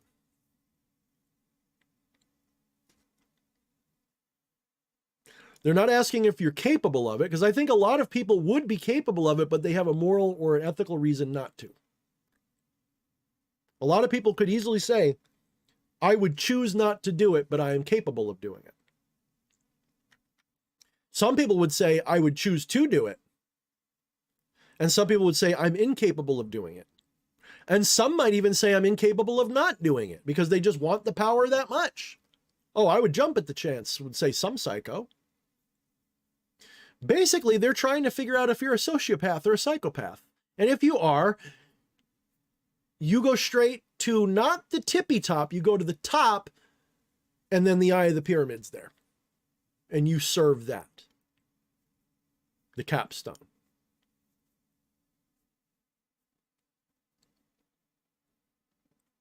Now, what about the Masons? I see some people talking nice about Freemasonry. That's fine. 99% of the Freemasons on this planet are down-to-earth good people that are involved in this for charity and for networking. I haven't met many people in let me be clear, I haven't met many Freemasons that actually have much metaphysical chops at all. Most of them are as lost as everybody else because they don't realize that most Freemasonry is just a networking guild for people of certain. I haven't been in it, but I've seen enough of it. It's a good thing, you know, for a lot of people. I'm not saying anything negative about it. If you're in it, you have to understand, my great uncle was a 33rd Mason and owned like half the planet. Not really, but literally funded cities. He was one of the elite, okay? My great uncle, this is why I say people don't know my lineage. There's probably a reason why I have certain openings in here. And certain tendencies, certain predatory vampiric tendencies that run in bloodlines. I have them. I don't know if you know that. I say that a lot. People joke, Thorne is a vampire. No, I am. It's just not, I'm a symbiotic vampire now. I've transcended the parasitical predatory vampirism. I feed by teaching and by elevating people. That's how I feed now. I don't feed, at least it doesn't make me happy to feed off of negativity. Every once in a while I do, but that's usually a defense mechanism. I don't do it on purpose anymore. I could.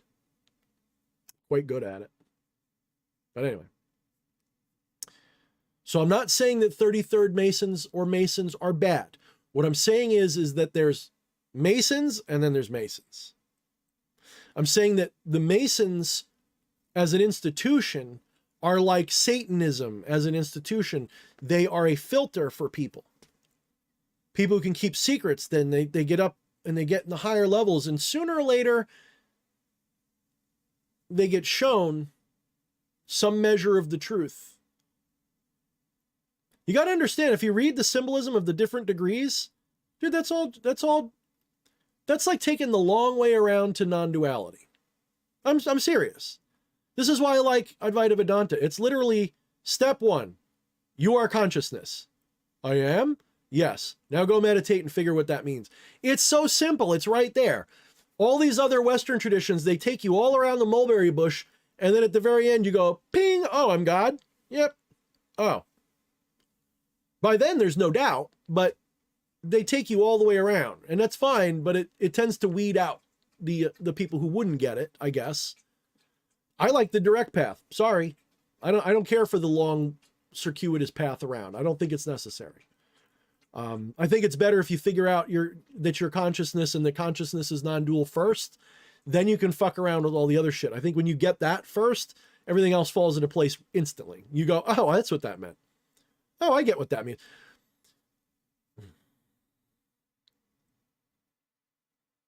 That's why people are like, oh, Thorne's like some kind of an intuitive prodigy about the occult. No, I'm not.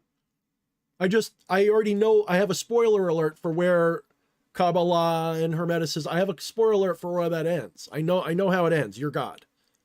I know Masonry ends. You're God. Rosicrucianism ends. You're God. You're the I am. You're Tetragrammaton. You're it. It's just, you're this too. So, and I'm not saying that's the whole teaching. I'm just saying I get that part. And the other stuff, like the secrets of the world, you can get through them too. I'd be curious. I've thought about joining the Masons. I have a lot of Mason friends, and they're awesome people. Like I said, I've got nothing but love for all the Masons in my life, and I think you guys do great shit. I know you're into charity. I know you're into networking, and I will not talk bad about you or your lodge. I don't know the deal.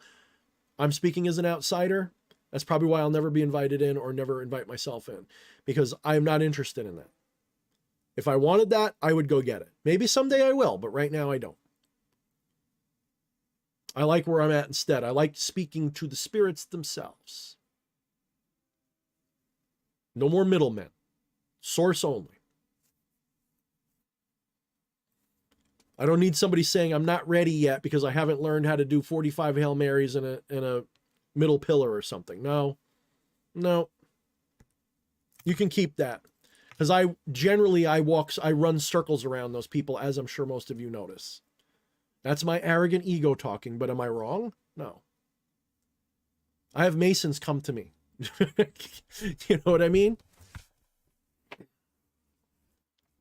So, I'm not saying anything negative. I'm being really arrogant right now, and I apologize. But in all honesty, whatever there is in Masonry to get, you have to get far enough into it where I don't have the patience or time to bother. And at some level, I think you get made the same question, the kill the baby question. I think at some point, high enough in the organization, when you go all the way to the top and you get it really far up there, sooner or later, one of them goes like, we're going to this soiree with the Bushes or with the Bidens or something. You want to come with us? Yeah, sure. That sounds awesome. Okay. Hey, what are we doing here? Oh, we're all getting gourded out of our heads with these drugs. You're like, yeah, sure. You ever hear of adrenochrome? Here, try this. It's pretty good. Yeah. Ooh, that's really powerful. You know how we get it? You know what I mean? I don't know if that's exactly how it happens. I'm being funny, but don't be surprised if that happens when you go far in. Are there white lodges and black lodges? 100%. I think that there's lodges that would never touch that, that they hate those black lodges and that they're opposed to it. Maybe that's the white hats. Maybe the good Masons, like the George Washington Masons. Maybe they, like my great-great-uncle. My great-great-uncle, I think, was one of the good ones. I have to tell you, just the gist I get. I don't think he was a bad guy. Maybe he wasn't perfect. Maybe he did this and that. Maybe he was a dirty old bastard. But I don't think he was a we need to depopulate the earth guy. You know what I mean? I don't think so. If he was, I'd be shocked. I think he's like the billionaires that were on the Titanic that were murdered, so because they would have stood in the way of the Federal Reserve. I think he's like one of them. He just died before all that. He was one of the people who made more money from the Depression. Like, he didn't make less money, he made more money. Lots of it. I didn't get any of it, so don't come looking at me. But like I said, I mean, he died like the 30s, I think it was.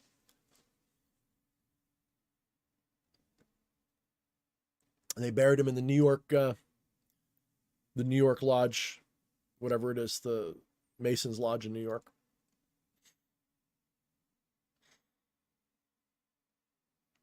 These places are funny. You go to them, they're like, nobody's ever there.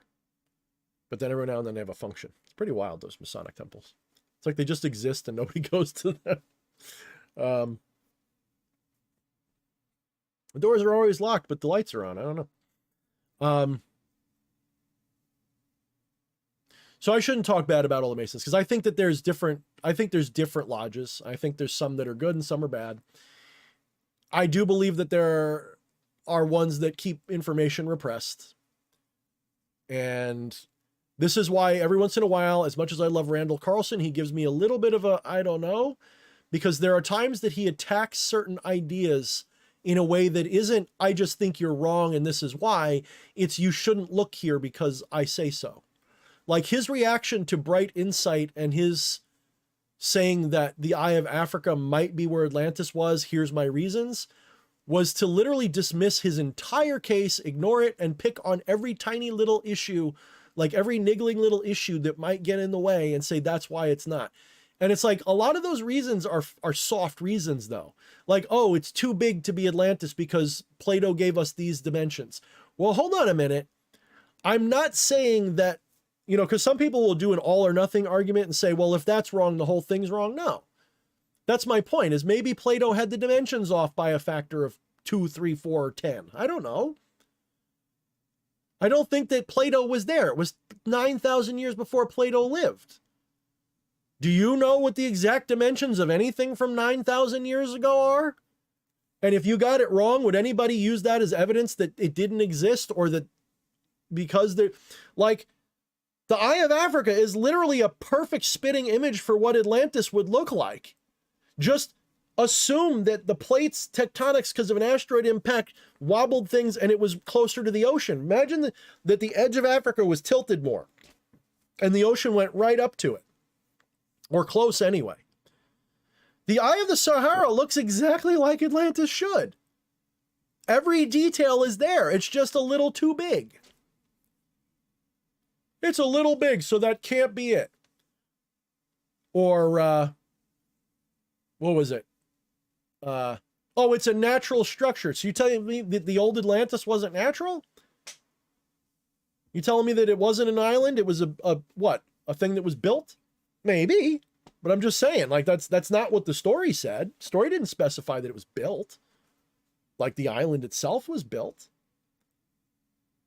Maybe it was enhanced. I don't know. Maybe they did some dredging. I don't know. But the point is, like, that's not the litmus test. The litmus test, how do the details stack up? And why does Randall Carlson hate it so much? Why does he keep insisting we look where we've never found anything? I'm not saying that the Azores are not part of Atlantis, or that wasn't... Atlantis was a big civilization. It wasn't just a city. Whatever Atlantis was more than just... Atlantis was just the capital of it. You also have Lemuria and Mu and all these other... Dude, there's a lot of these places. There's several civilizations that have risen and fallen in the last 200,000 years of humanity. We're just the latest one. We'll see how long this one makes it. We had a good run, like I said.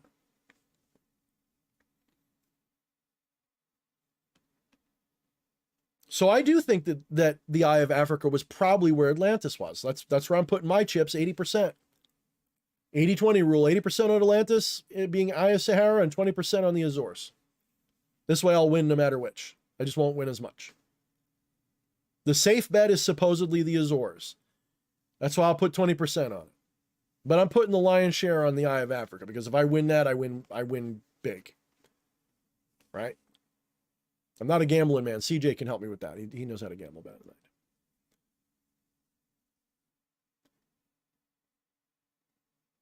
do. Anyway, so I just want to be clear, because I do have friends that are Masons. I really want to be hardcore clear. If you're listening to me, my Masonic friends, I'm not against you. I don't think you're bad. I don't think you're part of the New World Order. That's not what I said.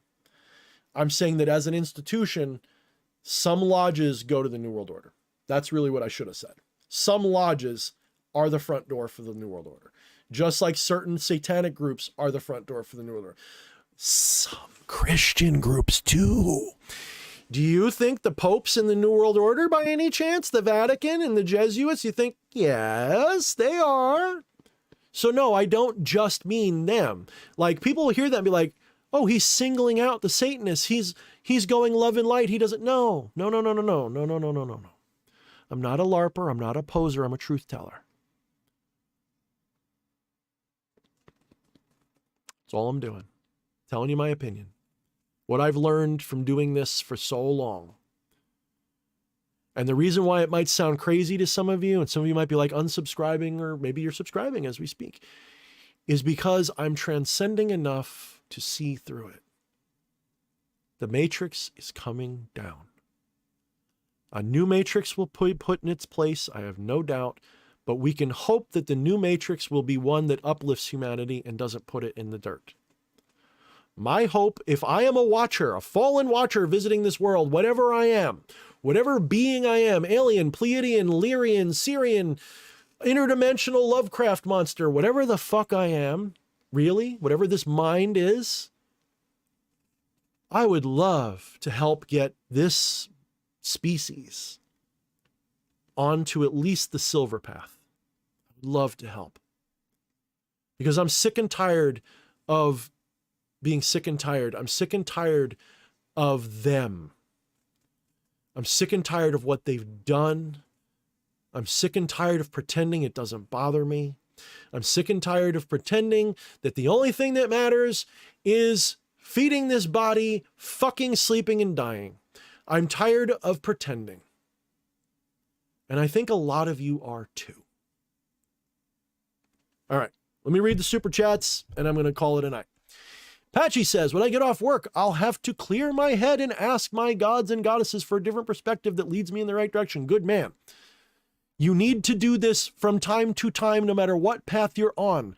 Every single one of you who are on a spiritual path, if you've been watching me for a year or two, let alone since 2018, all of you will note how many times I have made different turns and taken different forks and asked myself and asked my guides and asked Source, am I on the right track? How much has Thorne's ideas changed? Well, the foundation hasn't. Consciousness is still non-dual. Period. That's never going to change. But everything else after that is subject to change at a whim. And it's changing constantly. And you should be too. The last thing you should do ever is get into a dogmatic state of mind where this is true and this can never be true, or vice versa, because it's a multiverse. You don't know which one you're in. Once you've figured out which one you're in, you've tuned in, it's subject to change. Patchy says, I don't like Skull and Bones Society. I can't get behind the whole kid thing they're into. I agree, man. That's what, there's a Q thing that's going around I've seen where the children are almost the whole show. That the black hats use the children as sacrifice, and the white hats are done with this. We're tired of letting it happen. We're tired of letting the parasites eat us. It's time to change it. I think there's truth to that. It may not be the whole truth, but I think there's truth to that. There's a reason why the pedophilia rings, Epstein Island, was one of the first dominoes to fall. Did you notice that? I want everybody to take a moment, take a deep breath, close your eyes, walk back in time with me. Trump gets elected. What was one of the very first things to really drop that really implicated the New World Order in something? Not just the usual political back and forth. I mean, what was the big wake-up call? It was Epstein Island. And what does Epstein Island have to do with? Human trafficking, child sex slave rings, human sacrifice, the whole works. That was the first domino. I don't know if any of you guys remember, but I did a special ritual on Halloween. If you look back, ask yourself, what was Thorne's ritual about on Halloween? For those of you who watched it, you may remember it was about destroying and exposing, among other things, the big one was the pedophiles. And what happened? Within a few months, Epstein was arrested and dead. And the ball got rolling. Now, did I do that, or did I see it coming, or did I shift dimensions? I don't care. I don't want credit for it, because I wouldn't have been the only one. I'm sure there was about 1,000 people doing a similar ritual around the same time as me, or they were praying, or all of the above. So I'm not taking credit for it. I think I was just one of many that was wishing for the same thing, and it happened. The first domino was Epstein Island. So, Patchy, you're on the right side of history, buddy. And I am honored. Patchy, I hope you're listening. I am honored, absolutely honored to have you and a lot of the other people in this chat with me. Because I don't care if I'm wrong or right about a lot of shit. What I care about, if I'm being honest, if I'm wrong about everything, but I got that part right and kids get helped and the human trafficking ends, I'll take it. That's all I want. If that's all I'm right about and that's the silver path, fine. At least that much has been fixed. I know that's not all that's going to happen, but if that's all I get out of this, I will accept it. My job is done here. I helped make that happen by speaking out and reminding people it's real. Patchy says, for $10, unfortunately, I have seen these people, especially in recent times, and what's worse is normies are still buying into crap. That's why I feel hopeless about it. You still got to give it time, Patchy. We're still in the early stages.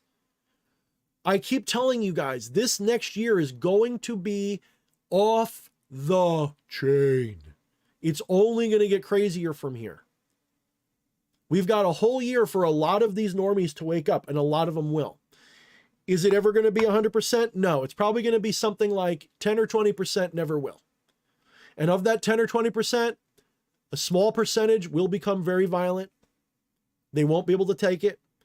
That remaining 20% will be bitter for a long time until it finally clicks. So figure over this next year, I'm telling you right now, just psychically, I can tell, I can feel that the current paradigm of human psychology is, oh shit, Alex Jones was right. I'm serious. That's the dumbed down normie version of it. 60 to 80%, I'm going to say 60% of the American population is now awake enough. I'm serious. That's a lot. 60%, if you go walk down the street and be like, don't make it political left or right. Just be like, hey, you know what the New World Order is? You heard about children sacrifice and shit? They'll be on the spectrum. They'll be getting it. They'll be like, yeah, something is fishy, isn't it? What was COVID? What was that? A lot of people are waking up. You got about 60% that they're awake enough. Of that 60%, you've got, some of them are really awake. I don't even consider myself in the 98th percentile of that. I'm probably, I don't know. Like if we're doing like grades like A, B, and C, where A+ is they get it all, like they know everything. I'm probably like a C. The average normie is like not even an F. They're like 20%, I'm like a C. And there's A+ out there. So don't think I'm the ultimate source. I'm not.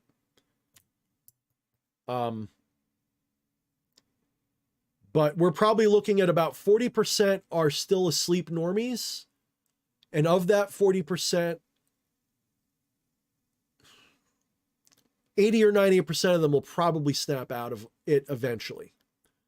In the next year, I think we'll probably hit 75 to 80% of the people will realize that the New World Order is real and that the only way out is for the military and the civilians to link up and do what they got to do.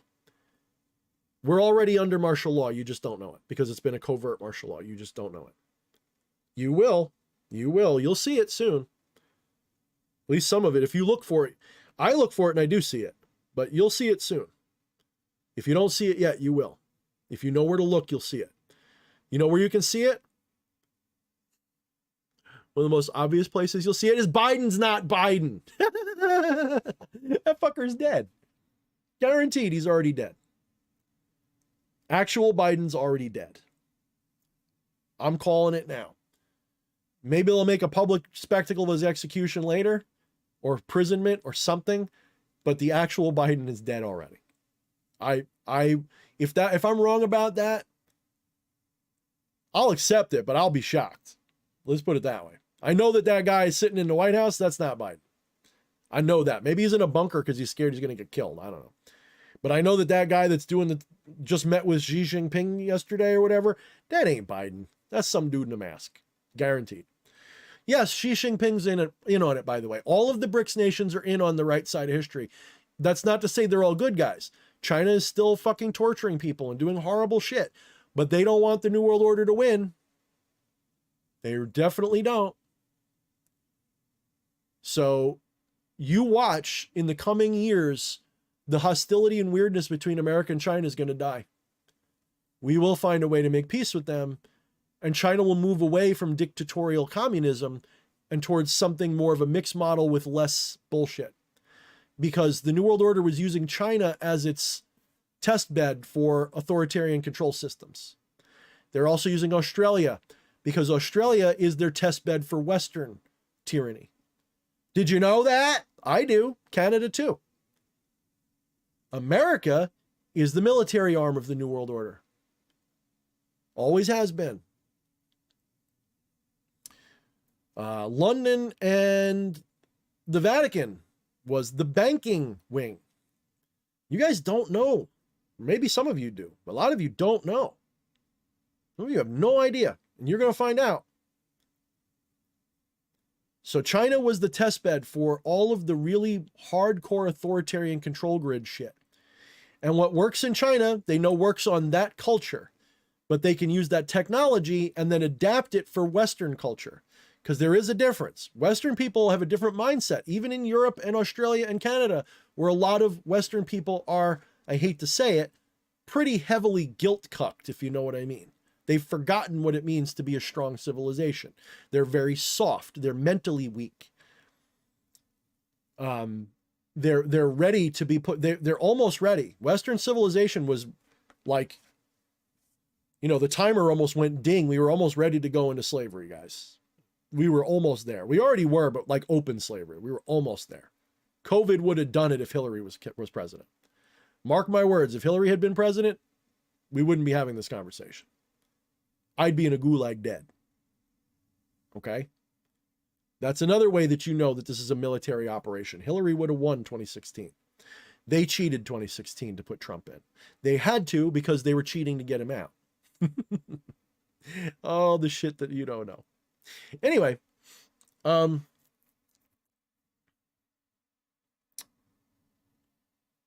the way, don't Google John Trump and Julian Assange. Like, don't Google their pictures and look at them side by side. Don't do that.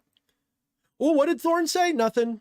Just don't do what I just told you don't do. Do not go to Google and look up a picture of John Trump, Donald Trump's uncle, and do not look up a picture of Julian Assange and put them side by side. You won't like what you see. Just saying. I can't explain it. I'm not saying, I'm just saying. Just look. I don't know what it means. Maybe they just look alike. You do know Donald Trump's uncle John Trump got Tesla's shit, right? You guys know that one? So much shit. We are not in Kansas anymore, guys. We are reaching a point where it's not a question of which conspiracy theories are true. It's more a question of which are not. Flat Earth, not true. Firmament, probably true. You know the flat earthers that say there's a firmament that makes sky? There's a seed of truth in that. Because I do believe that the powers that be do something to keep us from seeing what's really going on out there. I have a feeling they must have something that shields it so we don't get what we could get. I don't know how they do it. I don't know. I'm probably wrong. I feel like there's something to that one. Not that it's a firmament you can't get through. It's like a holographic, you know, cloaking device or something, so we don't see what's out there for real.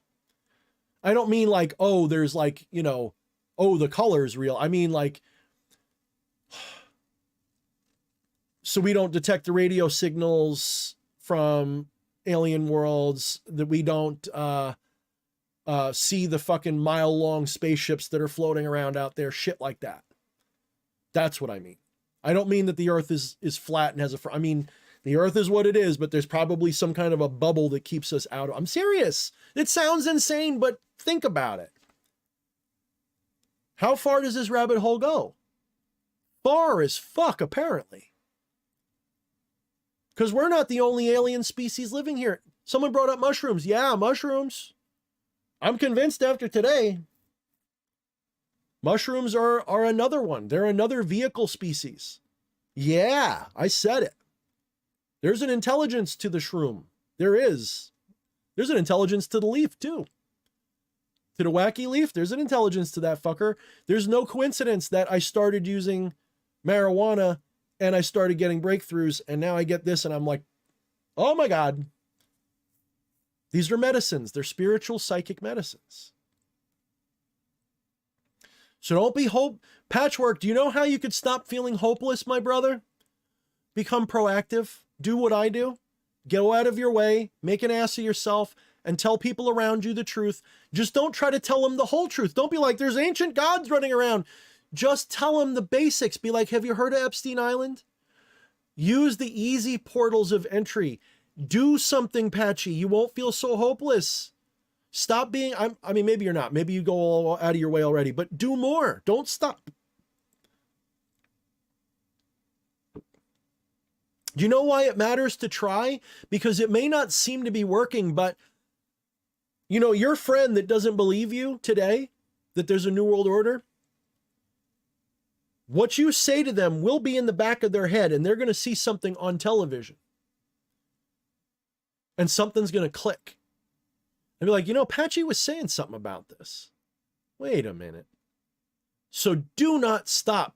Do not stop. Speak the truth endlessly. The truth will win. You just have to keep saying it. Think of it this way. They say lies. They repeat lies over and over so that they become true. What happens if you repeat the truth over and over? That beats the living daylights out of the lie. Truth always wins. Always. It may take a long time, but it eventually always wins. Speak the truth. Cox video brought up, DH, you need to read up on both Eustace Mullins and Ezra Pound. I will look into that. I don't really do, let me copy that. I don't know if you're still here, Cox, but if you are, well, I'll be closing the stream soon. So let me just Google them real quick.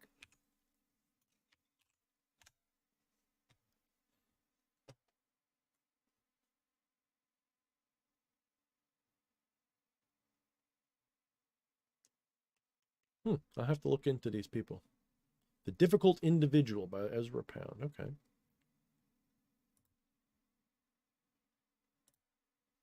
What is this about?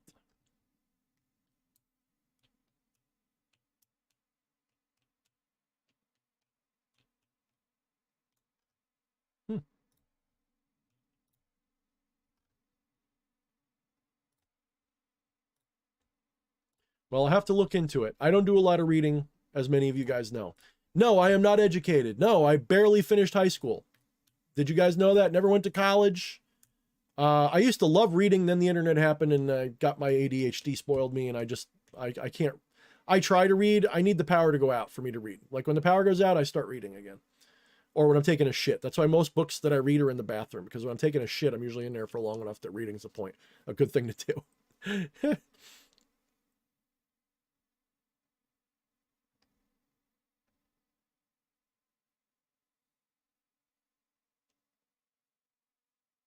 Chalkster says, don't cut down the younglings. Don't do it.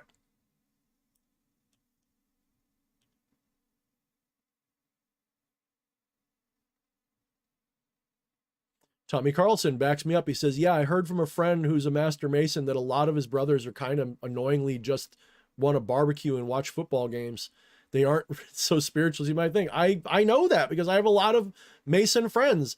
They don't know half the time what they're doing. They go through the rituals just to belong. They don't know what they're doing. Like, they don't know what this all means, even though it's pretty obvious, some of it anyway. The little bit that I've read, a lot of it's obvious to me what it's signifying. The Masons, the Rosicrucians, that's all Golden Dawn type shit. It's very similar. There's a lot of interconnection there. So if you have any inkling to Western ceremonial magic, you already have an inkling of what the Masons are being shown. Not the whole thing by any stretch. It's totally different, but it's like you can kind of see the point, the similarity. It's just different themes.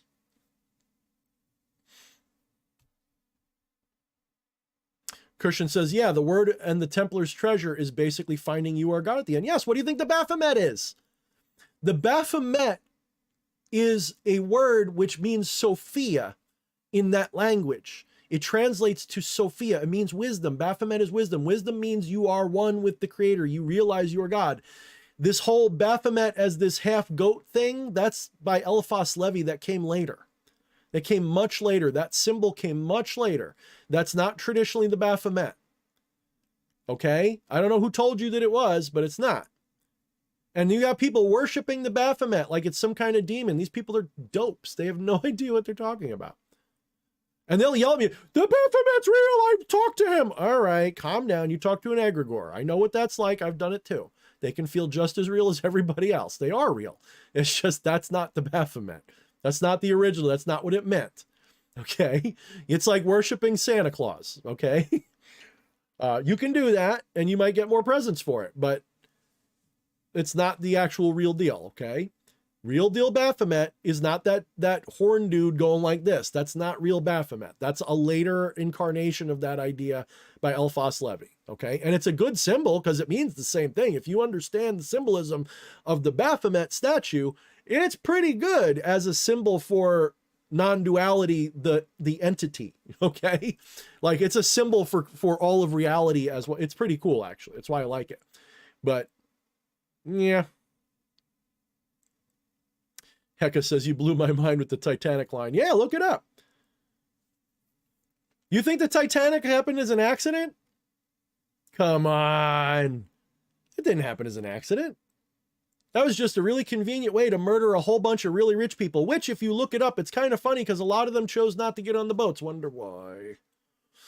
As they were dead and the story went, they sacrificed themselves for the innocent. So their death, they could still die with honor and dignity, even though they were probably popped in the head at the bottom of the boat before the thing even sank. Yeah. Look it up. Look up this, what is it? The Secret of Jekyll Island? I forget what it's called. Something. How the Federal Reserve got started. It never would have got off the ground if the Titanic hadn't sunk. Trust me.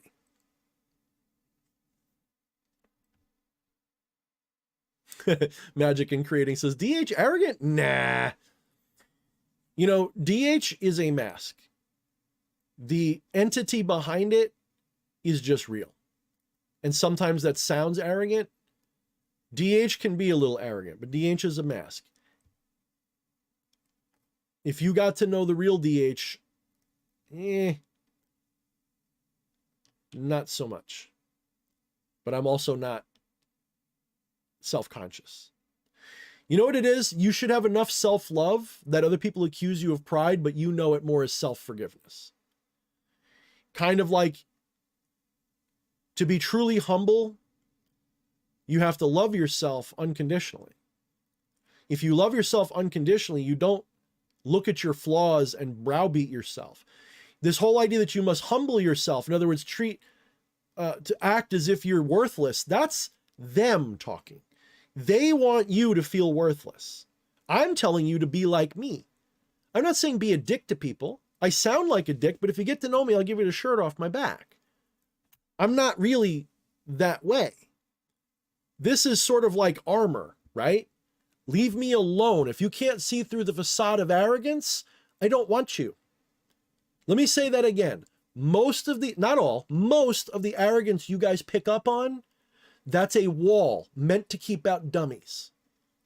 Because anybody who listens to Thorne and says, oh, he's so full of himself, I'm not going to listen. You know what that tells me? You're so full of yourself, you can't stand the fact that I don't kiss your ass. Do you understand me? I've had people be like, Thorne's so arrogant. Why does that bother you? I don't pick on you. I don't say anything negative about you. If anything, I'm nice to you constantly. You just don't like that I like myself. Is that what it is? Oh, so that means you have a fragile ego. You're afraid that I like myself and you're not like that, and you feel jealous. You see, it's a wall. I practice a left-hand path mentality, which means sometimes the greatest teacher looks like the biggest villain.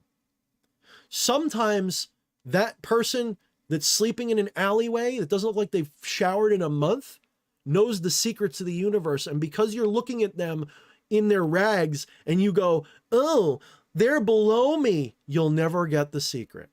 So some teachers make it hard. Why do you think the real mystical teachers are always on the top of a mountain somewhere saying, come find me? Well, some of them say, fuck you, I'm a dick. See through it. If you can, you get the goods. And then that facade falls away and you see the heart beating behind that loves you and wants you to be powerful and wants you to wake up and realize you're a god and not be a slave and stop kneeling to these fuckers anymore. I'm not saying be a dick like me. I know I'm a dick, dude. That's a character. It's a personality trait. And by the way, Magic, I know you're not picking on me. I know you're not. I just want to be clear because this is magic. This is psychology. I'm talking. This is, I've told you guys, I used to lead a cult that I know how to manipulate people. So that means I know how to put up and live in a character. I know how to play.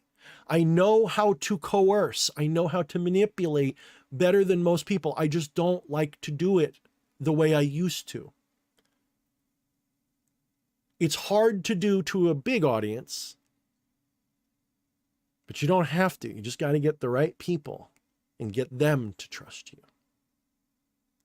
I've had people in my inner circle going, you should start a cult again. That'd be really cool. No, motherfucker, you don't know what that does to you.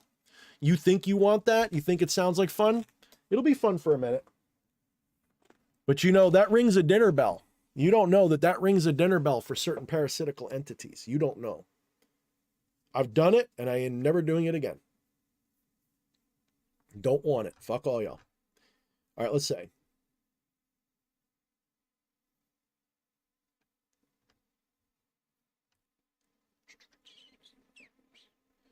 DH, do you think that these particular lodges are hidden? I think so. I don't know, Tommy. I would guess that there's, let's put it like this.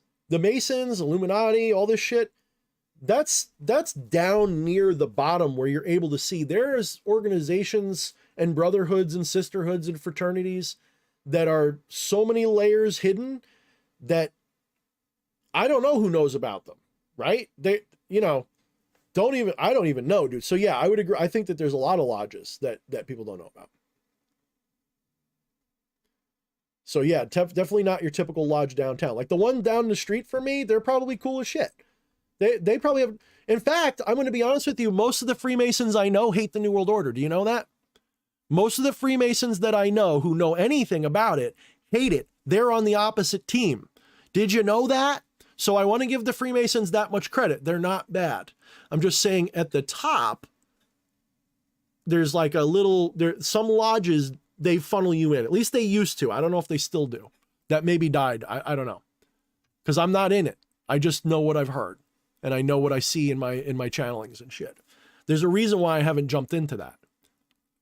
Because it's either felt like a dead end or it felt like it was like, you know, asking for problems.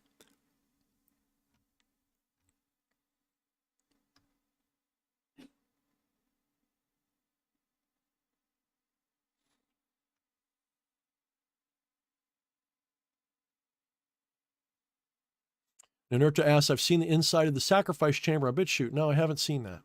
No. If you found it on BitChute, send me the link. I'd like to look at it. See if I believe it.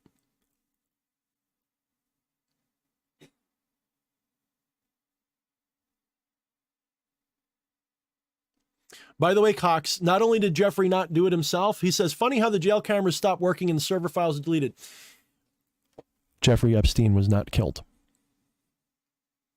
Did you hear me? And he didn't commit suicide. Are you listening? Epstein, at least up until a point, I can't tell anymore. He did not die. They gave him witness protection. Maybe he eventually was killed. He didn't die in that jail cell. He was taken. You know how I know? Because at that point, the military coup with Trump had already happened. They took him. And they took him in that way to make a big deal. Guys, it's part of the show. They want you all out there going, Epstein didn't kill himself, because it turns the normies' eyes onto the correct truth. Epstein did not kill himself. And he didn't die. He wasn't murdered, at least not in that jail cell. They probably got him a few years later if he died at all.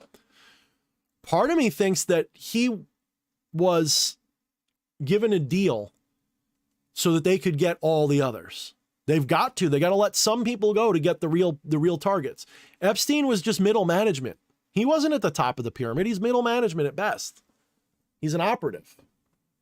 He's not the target. He's the gateway.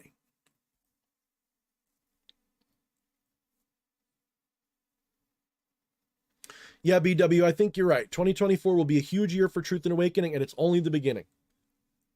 I don't know how far this is going to go. I don't know how deep the rabbit hole goes, like what's going to be revealed. But, guys, this is why we incarnated here. I think a lot of you are like me. I think at least some of you are just visitors here. Some of you are beings from other dimensions, worlds, planets, whatever. Maybe there's a galactic federation that just plugs some of us in now and then to help out. I don't fucking know. Don't care. Not my problem till I get back there. Wherever there is. Don't care right now. Right now, I'm here. And right here, this is what matters right now. And right now, I feel like my calling is to help wake humanity up to whatever truth there is. And I'll get some of it wrong, but if I get a lot of it right, that's great. And if any of you guys feel the same, then help me. Help me. Don't give me your money. Help me. I love your money. You can do that too. But I don't want your money. I want you to help me wake up this planet. Help me get the truth out. One little piece at a time.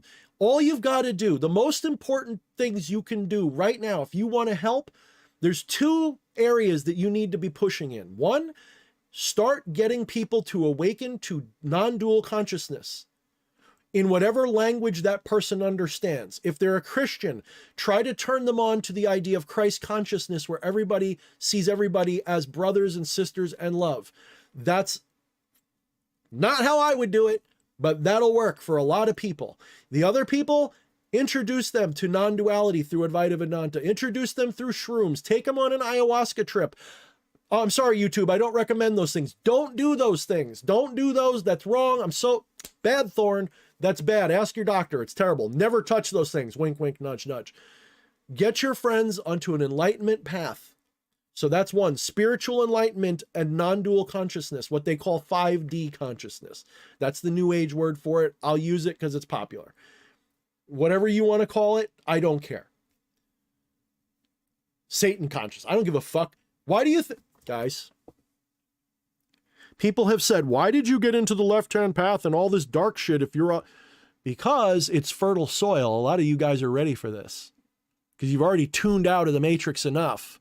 You're ready to get the other part. That's why I'm here in the darkness with you. because I love it here. This is cool to me. All right. And that's probably why you're here. So get people on a path of spiritual awakening. You don't have to turn them on to me. Send them to Rupert Spira. Send them to fucking the New York Vedanta Society. Send them to Terrence McKenna videos. Alan Watts. I don't care. It's not about me. Just get people to wake up. The next is to dribble truth about the New World Order in small bite-sized chunks at the pace that the people can handle. Don't dump reptiles and New World Order child sacrifice on them tomorrow. Just get them to see the little shit and stay away from the crap that they've been programmed to deny, like the election. Let the truth come out in the public that way and just keep them looking at it. Give them the other tidbits. Be like, hey, did you hear about this? Hey, and make it the little stuff. The stuff, the breadcrumbs. Give them breadcrumbs to lead them into the truth. You don't have to get them to wake up all at once. Just lead them some breadcrumbs. Don't be like, Biden's dead. He's been killed. He's a guy in a mask. They're not going to get that. You guys do, because you're already ready for it. The average normie's not ready for it. You know what they're ready for? Hey, look at that guy Biden. Look how he trips falling upstairs. Look how he practically shits himself. That's what they're ready for. So talk to them about that. So get your normie friends on a path of spiritual enlightenment and get them on a path of New World Order recognition. If you can get even one of your friends to do either of those things, the future will be much better. If everybody here did that and they helped do that and everybody did that, like a Fight Club thing, we'd be good. By this time next year, enough people will be tuned in that the rest of the awakening can happen.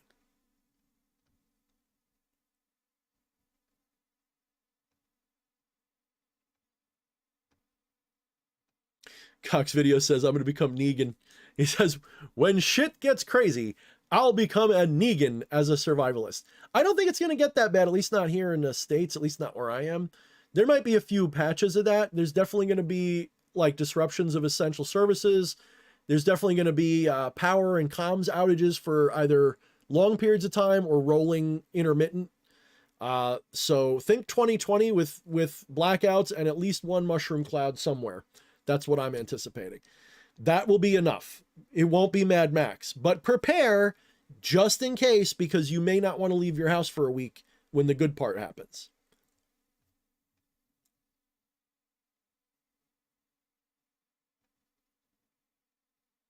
Ninurta says, yes, Trump got the time machine. Well, that's the lore anyway. I don't know how I feel about that. But what I feel about that's irrelevant. I'm sitting here talking about jumping dimensions and shit. So what do I know? Maybe time travel is possible. Because time is an illusion, so what are you traveling in? You're not. You're just shifting to another part of the matrix, the multiverse. So maybe. I don't even think it's a machine. I think the machine just helps dum-dums that don't know how to do it. Like we human beings, we're in this paradigm where we can't. But there's beings that can. Naturally, they go wherever they want. Probably half the fucking machine elves you see in DMT land, probably. Tommy Carlson asks, what's the firmament?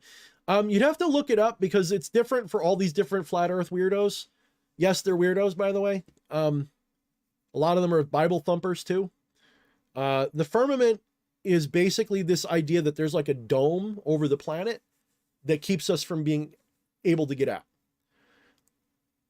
I don't think so. Not that, but I think that there's a seed of truth in the idea that there is some kind of a dome or a energy field or a hologram or something that's being used to shield us from seeing what's out there fully. That's just my intuitive hunch, though. I have no evidence for it. Unless you count all the fucking light pollution. That could be evidence for it. Maybe the light pollution is part of that. Have you guys know? How many of you guys are over 40? If you're over 40, you probably remember a time when you used to see more stars, right? That could be part of it. You have to go way out into the ocean or the desert to see the stars the way they look, for real. If you really want to see space the way it's supposed to look from Earth, you got to go to Point Echo. Look that place up. You got to go to Point Echo and sit in a raft and look at the sky at night. Then you'll see the stars the way they're supposed to look everywhere. But we don't see it that way anymore.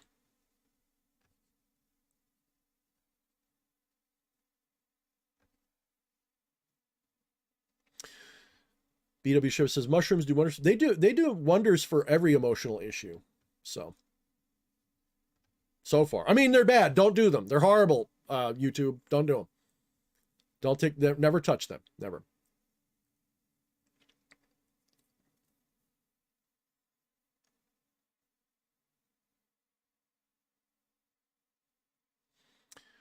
Cox is bringing up Eustace again. Is that Eustace? Is that a little bit like come on, Ingersoll Lockwood?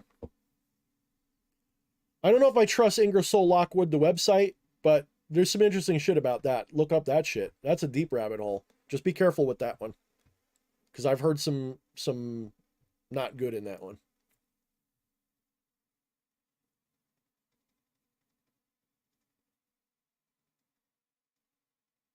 Magic in Creating says, I made that comment because I've been in a chat before and someone was coming at you.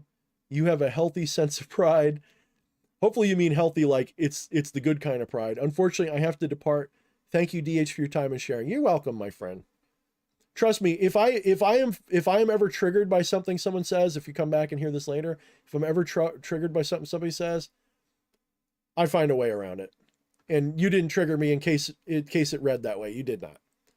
It's an important topic to talk about from time to time because I like to use my own ego, arrogance, pride as an example. Otherwise, I don't really care. Ghislaine Maxwell, she was allowed to run free. Cox asked, what about Maxwell? Ghislaine, I'm just going to call her Ghislaine. Fuck trying to say her name right. Ghislaine Maxwell. They allowed her to run free for a year. Did you know that? Why did they do that? Because she was running errands. She was doing what they wanted. She was getting the info and giving it to them. That's why she's only been given the small cell treatment.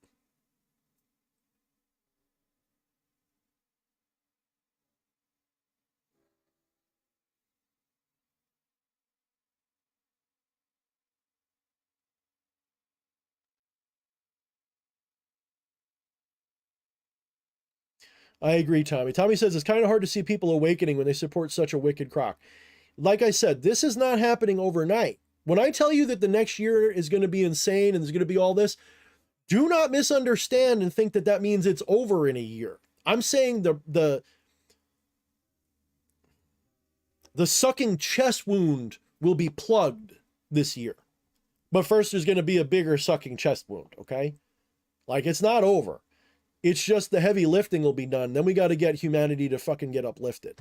That's going to take a generation or two. That's not going to happen overnight. They've done so much damage to the human spirit over the last 100 years or so. Forget it. It's going to take years to get people back to where they need to be. The average person would run over you as quick as look at you. We've got to wake those people up to have some compassion again. That's not going to be easy. All right, guys, I think I caught up. Let me just do a quick, make sure I caught all the live chats and fan chats and all that. Patchy was pretty much the whole show. Thank you, Patchy. Yeah, I guess I'm caught up.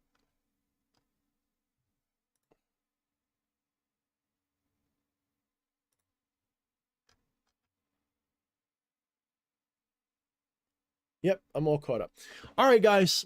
This was a long one tonight, but I think it was deserved. All of you guys have been so good lately. Oh, one final announcement. If you're still here, that means you're like a hardcore Thorne fan. If you're on the Discord, you may have noticed an announcement. Thanksgiving night, Camilla and I, and probably Fleshy and CJ and a couple other people, we are going to be hosting a movie and hangout night on Thursday, Thanksgiving. We announced it already in Discord. I'm announcing it here, and I'll probably announce it again soon. If you're on the Discord and you want to hang out that night, we're going to do at least one movie and probably some games, or maybe two movies. We'll see what happens. Probably starting, I think we said 8:30-ish, something like that, or 9. So we'll hang out till whenever, like midnight, 1, 2 o'clock Eastern, something like that. We'll watch some movies. So if you don't have family, if you don't care about shit, or you have family and you're not going out, or you think you'll be home and you just want to chill with Thorne and Co., come on down. I am intending to The movie I'm probably going to want to play is a movie called Night Riders from the 80s by George Romero. I'm thinking about screening that, but we may do a different movie. We'll see. But that's the movie I have in my mind right now. So Thanksgiving night, we'll be watching at least one movie, probably two. And if not two movies, we'll be doing like some Jackbox games or something. We'll have some fun as a group. We have room for however many people can fit in a Discord chat. If it ends up being too many, I don't know what we'll do. We'll find a way, but whoever can fit will fit. I think you can fit like 30 or 40 people in a Discord video chat. We'll see. If you're joining, especially for the movies, make sure you mute your microphone and make sure you only turn it on if you really got something you have to say, because a lot of people will leave their mic open and it just gets loud and annoying. So when you join, just hang out, and then we'll have some chat time afterwards or in between and all that. So, all right, guys, I think we're good. So if you're interested in that, make sure you join the Discord before Thursday. And if you can, respond somewhere. Maybe we'll make a channel for that special, but just say I'm here for Thanksgiving. Let us know, because so far we can't tell if anybody got the message. So if you're interested in that, let us know. You can always tag us, like Camilla or me or Eddie or CJ or Fleshy or Shadow Doc. And just let us know. Any admin, just let us know that you're looking forward to it, so we know it's not just gonna be 3 or 4 of us. You know what I mean? Because we're doing this because we don't see family on that night for several reasons. And there's nothing wrong with it. It's just what we do. I see my mom the day before. We, her, not just for that. I see her anyway every other week. So that's just part of that. So, Thanksgiving's kind of a dead air for us. We just kind of have dinner and hang out. So, spend it with us if you're bored and lonely. Okay. All right, guys, we will check you until next time. Cox, welcome aboard. I'm glad you had a good time. And I love the dot. What's that? The umlauts, the dot. You remind me of Kwai Chan Kane. That's the way I used to be. When I was young, I'd be like, yes, I never thought of that before. I love that shit. Satanovision says, I'll never do shrooms now. Thank you. You're welcome. Don't touch them. They're bad for you. All right, guys, that's it. I'm done. Good night. Love you all. And those of you I don't love, I still like you.